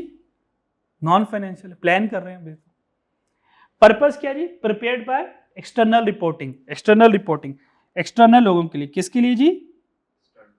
पब्लिक के लिए जी, बैंक्स के लिए जी, गवर्नमेंट के लिए और इन्वेस्टर के लिए, ये बाहर के लोगों के लिए होता है। और मैनेजमेंट अकाउंटिंग किसके लिए होता है? अपने लिए होता है, ताकि मैं आप देख सकता हूं मेरी कितनी कॉस्ट आ रही है, मेरे कितने खर्चे आ रहे हैं। फाइनेंशियल अकाउंट कब बनाए जाते हैं? साल के आखिर में। और ये कब बनाए जाते हैं? पीरियोडिकली। पीरियोडिकली में पर मंथ भी हो सकता है, पर क्वार्टर भी हो सकता है, और सेमी एनुअली भी हो सकता है, तो हर 6 माह बाद। फॉर्मेट क्या होगा? फाइनेंशियल अकाउंटिंग मुंह चुक के बनाएंगे? ना, IFRS बताएगा, required by accounting standard. IAS बताएगा या IFRS बताएगा, इंटरनेशनल फाइनेंशियल रिपोर्टिंग स्टैंडर्ड बताएगा, ये उसके अकॉर्डिंग बनेंगे। हर एक कंपनी IFRS को फॉलो करेगी तो सारों के फॉर्मेट एक जैसे बनेंगे। क्लियर? और यहाँ पे कोई फॉर्मेट है? कोई फॉर्मेट नहीं है, जो मैनेजमेंट का दिल करे वो बना ले। क्लियर हो गया? डन? ये बड़ा इंपॉर्टेंट है, लाजमी MCQ जाएगा 1000%। यहाँ से MCQ से आने वाला 100% में गुजारा नहीं हो रहा ना। क्या 2 टॉपिक रह गए नन्हे मुन्ने से, फिर बस चैप्टर नंबर 2 खत्म। डन जी? ट्रेनी अकाउंटेंट और रिस्पॉन्सिबिलिटी सेंटर। ट्रेनी अकाउंटेंट कौन होगा? जब इंशाल्लाह ताला when you have qualified your ACCA, then you will be in the audit firm or maybe in the organization. You are the trainee accountant. You will be the trainee accountant. ठीक है? तो क्योंकि आपने सारा किताबी नॉलेज हासिल कर लिया होगा, अब प्रैक्टिकल दुनिया में क्या हो रहा है ये आपको नहीं पता, तो क्या करेंगे? आपकी जो हैसियत किसी ऑर्गेनाइजेशन में या किसी ऑडिट फर्म में होगी वो एज अ ट्रेनी अकाउंटेंट होगी। ट्रेनी मीन अभी आपने ट्रेनिंग लेनी है कि रियल वर्ल्ड में अकाउंटिंग कैसे करनी है, रियल वर्ल्ड में चीज़ें कैसे चलती हैं। तो जो आपने पढ़ा होगा वैसे ही चल रही होती है, लेकिन थोड़ा सा डिफ्रेंसिएशन आता है। तो ट्रेनी अकाउंटेंट का रोल क्या होता है? उसको लार्ज डाटा दे दिया जाएगा, सारी ऑर्गेनाइजेशन का डाटा दे दिया जाएगा, और उसे क्या करेंगे? भाई तुम क्या करें जी? तुम कॉस्ट कैलकुलेट कर दो प्रोडक्ट की, किसी सर्विस की या किसी डिपार्टमेंट की कॉस्ट कैलकुलेट कर दो। तुम क्या कर लो जी? प्रॉफिट कैलकुलेट कर दो। क्या सेलिंग प्राइस होनी चाहिए तुम ये कैलकुलेट करके हमें बता दो। वैल्यू ऑफ इन्वेंट्री, साल के आखिर में कंपनी में कितना स्टॉक पड़ा हुआ है तुम ये कैलकुलेट कर दो। बजट को और एक्चुअल के साथ कंपेयर करके वेरिएंस कैलकुलेट कर दो, यानी कि उसे कैलकुलेशन करवाएंगे। तो ट्रेनी अकाउंटेंट का काम क्या होगा? इन सिंपल वर्ड, कैलकुलेशन करना बस, प्लानिंग करना, कैलकुलेशन करना बस, रिपोर्टिंग करना बस। यहां से एग्जाम में एक सवाल पूछेगा, इस ट्रेनी अकाउंटेंट या will trainee accountant be the part of decision making in the organisation? क्या ट्रेनी अकाउंटेंट डिसीजन मेकिंग का हिस्सा बनेगा? जब कंपनी फैसला कर रही होगी, ट्रेनी अकाउंटेंट को बुलाया, आई ट्रेनी अकाउंटेंट माशाल्लाह अभी आप क्वालिफाइड हो क्या है, जरा हमें मशवरा तो दें इसमें कि हम अगले 10 सालों में अपने बिजनेस को कैसे लेके चलें, आपकी राय चाहिए। क्या ट्रेनी अकाउंटेंट इस काबिल होगा कि बिजनेस को राय दे सके? नहीं। Well done. उसके पास मार्केट नॉलेज नहीं होगा, उसका मार्केट एक्सपीरियंस नहीं होगा, वो 5-6 साल मार्केट में रगड़ा खाएगा, धक्के खाएगा, चीज़ें सीखेगा, अब इस काबिल होगा मार्केट को समझ सके, बिजनेस का समझ सके, फिर बिजनेस के ऊपर राय देगा जब वो एक्सपीरियंस्ड हो जाएगा। तो याद रखिएगा, यहाँ पे मैंने इसलिए स्पेशल नोट लिख दिया, trainee accountant doesn't become part of forecasting and strategic decision making of a business. जो ट्रेनी अकाउंटेंट होगा वो बिजनेस का डिसीजन मेकिंग में हिस्सेदार नहीं होगा। क्लियर? मिसाल के तौर पर, which revenue stream should company seek to maximise in the next year? बताएं कौन सा रेवेन्यू स्ट्रीम हम सिलेक्ट करें जिससे मैक्सिमम प्रॉफिट आए। ये ट्रेनिंग अकाउंटेंट से नहीं पूछेगा, ये पुराने बाबे बताएंगे जो कंपनी को चला रहे होंगे। ठीक है जी? क्लियर? लास्ट जी, ये एक्टिविटीज कर लीजिएगा। लास्ट, रिस्पॉन्सिबिलिटी सेंटर, यहाँ से MCQ लाजमी आता है, रिस्पॉन्सिबिलिटी सेंटर से भी MCQ लाजमी आता है। ट्रेनी अकाउंटेंट्स को MCQ लिखा है मैंने यहाँ पे, जो मैंने लिखा हुआ है बच्चों, यहाँ से सारे MCQ आएंगे। क्लियर? अगर आपने ये अच्छे से रीड कर लिया, आराम सुकून से आपका मैनेजमेंट इन्फॉर्मेशन का 100% पेपर हो जाएगा। कॉस्ट सेंटर क्या होता है बच्चों? रिस्पॉन्सिबिलिटी सेंटर 3 तरह के होते हैं बच्चों। रिस्पॉन्सिबिलिटी सेंटर कितने तरह के होते हैं? रिस्पॉन्सिबिलिटी सेंटर कितने तरह के होते हैं? 3। Number 1 cost centre, number 2 profit centre, number 3 investment centre. बच्चों कॉस्ट सेंटर क्या होता है? कॉस्ट सेंटर ऐसी जगह को कहते हैं, किसी डिपार्टमेंट हो सकता है, वो कोई पर्सन हो सकता है, वो कोई एक्टिविटी हो सकती है, वो कोई मशीन हो सकता है, for which cost are determined, वो कॉस्ट सेंटर हो जाएगा। मिसाल के तौर पर, एक लेबर है वो कुर्सियां बनाता है, एक लेबर है वो कुर्सियां बनाता है, जो जो लेबर के ऊपर जितने भी खर्चा हो रहा होगा वो कॉस्ट सेंटर होगा। बात समझ आ रही है? और वो जो लेबर एक कुर्सी बना रहा होगा वो कॉस्ट यूनिट कहलाएगा। मेरे बात समझ आई? मशीन जो है वो फर्नीचर बना रही है, तो मशीन क्या होगा? Cost centre. वो जो एक कुर्सी बना रही है या एक टेबल बना रही है वो क्या होगा? कॉस्ट यूनिट होगा। एक फैक्ट्री है, एक फैक्ट्री में कुर्सियां बन रही हैं, तो फैक्ट्री क्या होगा? Cost centre. और जो एक कुर्सी होगी वो कॉस्ट यूनिट होगा। बात समझ आ गई? तो कॉस्ट यूनिट कोई जगह भी हो सकती है, कोई डिपार्टमेंट भी हो सकता है, कोई पर्सन भी हो सकता है, कोई एक्टिविटी, कोई मशीन भी हो सकती है। मिसाल के तौर पर कॉस्ट सेंटर की एग्जांपल क्या है जी? कॉस्ट सेंटर की एग्जांपल क्या है? प्रोडक्शन डिपार्टमेंट क्या है जी? Production department, maintenance department, assembly department, machine number 5 कर लो, अकाउंट डिपार्टमेंट, ये सारे कॉस्ट सेंटर है, ये सारे कॉस्ट कैलकुलेट करते हैं। तो कॉस्ट सेंटर क्या करेगा? कॉस्ट कैलकुलेट करेगा। क्या मेरी बात समझ लग गई? ओके, एग्जाम्पल देख लेते हैं जल्दी से। एक कहता है फर्नीचर फैक्ट्री है। किसकी फैक्ट्री है? जो फर्नीचर की फैक्ट्री में, जो फर्नीचर की फैक्ट्री है ये कॉस्ट सेंटर है। आगे चले, जो इस फर्नीचर की फैक्ट्री में जो कटिंग डिपार्टमेंट है तो ये कौन सा होगा? Cost centre. जो असेंबली डिपार्टमेंट है वो क्या होगा? वो भी कॉस्ट सेंटर। जो फिनिशिंग डिपार्टमेंट होगा वो क्या होगा? कॉस्ट सेंटर होगा। जो कि एक टेबल बना रहे होगे, जो एक टेबल होगी वो क्या होगी? एक कुर्सी क्या होगी? वो कॉस्ट यूनिट होगा। मेरी बात समझ लगी? चलो जी, what is cost unit? Cost unit कहते हैं एक यूनिट को बनाने का खर्चा। जैसे कि टोटल यूनिट ओहो फॉर्मूला उलट हो गया यार।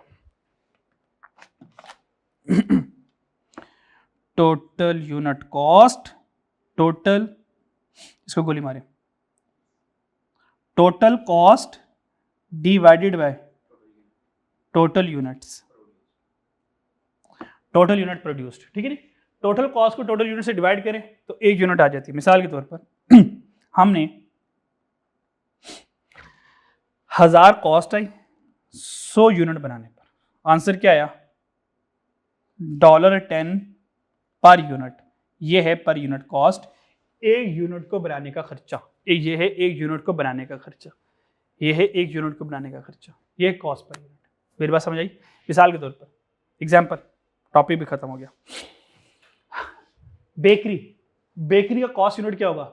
1 लोफ ऑफ ब्रेड। एक ब्रेड भी हो सकता है या ये बैचेस में भी हो सकता है। डन?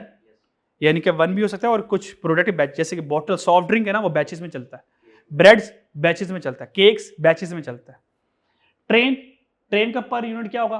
पर किलोमीटर ट्रेवल्ड, 1 किलोमीटर के हिसाब से खर्चा। यूनिवर्सिटी में क्या होगा? पर स्टूडेंट। रेस्टोरेंट में क्या होगा? पर मील। लैपटॉप फैक्ट्री में क्या होगा? पर लैपटॉप। हॉस्पिटल में क्या होगा? पर पेशेंट नाइट बेड। यानी कि आपको पता है वो एक रात का किराया लेते हैं एक पेशेंट से ना, चार्ज करते हैं। पावर यूटिलिटी का क्या? Kilowatt hour. ठीक है जी? यानी कि 1 किलोवाट आवर के चार्जेस इतने हैं, जिसने ज्यादा बिजली इस्तेमाल की उसको ज्यादा बिल आएगा। ठीक है? ये था कॉस्ट सेंटर। यहां तक मसला। प्रॉफिट सेंटर जी, नेक्स्ट आ गया जी प्रॉफिट सेंटर। भाई प्रॉफिट सेंटर क्या करता है? प्रॉफिट सेंटर प्रॉफिट कैलकुलेट करेगा। और प्रॉफिट कैसे कैलकुलेट करते हैं जी? Revenue minus cost. इसका मतलब कह सकता हूं ये प्रॉफिट सेंटर कॉस्ट भी कैलकुलेट करेगा, रेवेन्यू भी कैलकुलेट करेगा। तो कह सकता हूं सारे प्रॉफिट सेंटर कॉस्ट सेंटर भी हैं, ऐसी है। लेकिन सारे कॉस्ट सेंटर प्रॉफिट सेंटर नहीं है, क्योंकि कॉस्ट सेंटर से कॉस्ट कैलकुलेट करेगा, जाके प्रॉफिट सेंटर प्रॉफिट भी कैलकुलेट करेगा, कॉस्ट भी कैलकुलेट करेगा। ठीक है? तो प्रॉफिट सेंटर क्या है? जो प्रॉफिट कैलकुलेट करेगा। तो कह सकता हूं लास्ट वाली लाइन में मैंने लिखा हुआ है all profit centre can also be cost centre, but not all cost centre be the profit centre. क्योंकि कॉस्ट सेंटर प्रॉफिट सेंटर नहीं हो सकता, क्योंकि कॉस्ट सेंटर रेवेन्यू कैलकुलेट नहीं करता। याद हो क्या मसला? इन्वेस्टमेंट सेंटर आ जाए। इन्वेस्टमेंट सेंटर क्या होगा जी? इन्वेस्टमेंट सेंटर क्या होगा बच्चों? जो कॉस्ट भी कैलकुलेट करे, जो रेवेन्यू भी कैलकुलेट करे और आज नेट एसेट भी कैलकुलेट करे। तो इन्वेस्टमेंट सेंटर के 3 काम होंगे, कॉस्ट और रेवेन्यू कैलकुलेट करना और नेट एसेट कैलकुलेट करना। क्लियर? ये 3 काम होंगे इन्वेस्टमेंट सेंटर के। नेट एसेट क्या है? नेट एसेट को कैपिटल भी कहते हैं जी बच्चों। नेट एसेट का दूसरा नाम क्या है? नेट एसेट को कैपिटल भी कहते हैं और इसको इक्विटी भी कहते हैं। How to calculate net asset? Net asset कैसे कैलकुलेट करेंगे? अगर टोटल एसेट में से टोटल लायबिलिटीज माइनस कर लें तो ये हमारे पास नेट एसेट बन जाता है। तो इन्वेस्टमेंट सेंटर क्या करेगा? ये बिजनेस की रेवेन्यू भी, कॉस्ट भी और टोटल एसेट, टोटल लायबिलिटीज भी कैलकुलेट करेगा। क्लियर? तो यहाँ पर हमारा चैप्टर 2 अल्हम्दुलिल्लाह कंप्लीट हो गया और आज का लेक्चर भी कंप्लीट हो गया। इससे रिलेटेड प्रैक्टिस क्वेश्चन हैं इस चैप्टर से related. So when you have done all the practice question तो आपका चैप्टर नंबर 2 जो होगा वो कंप्लीट हो जाएगा। फिर इसके बाद मैं आपको पूरी MA1 के असाइनमेंट दूंगा, फिर वो असाइनमेंट सॉल्व कीजिएगा तो फुल फ्लैज अल्लाह ने चाहा तो 100% आपकी तैयारी हो जाएगी। ठीक है जी?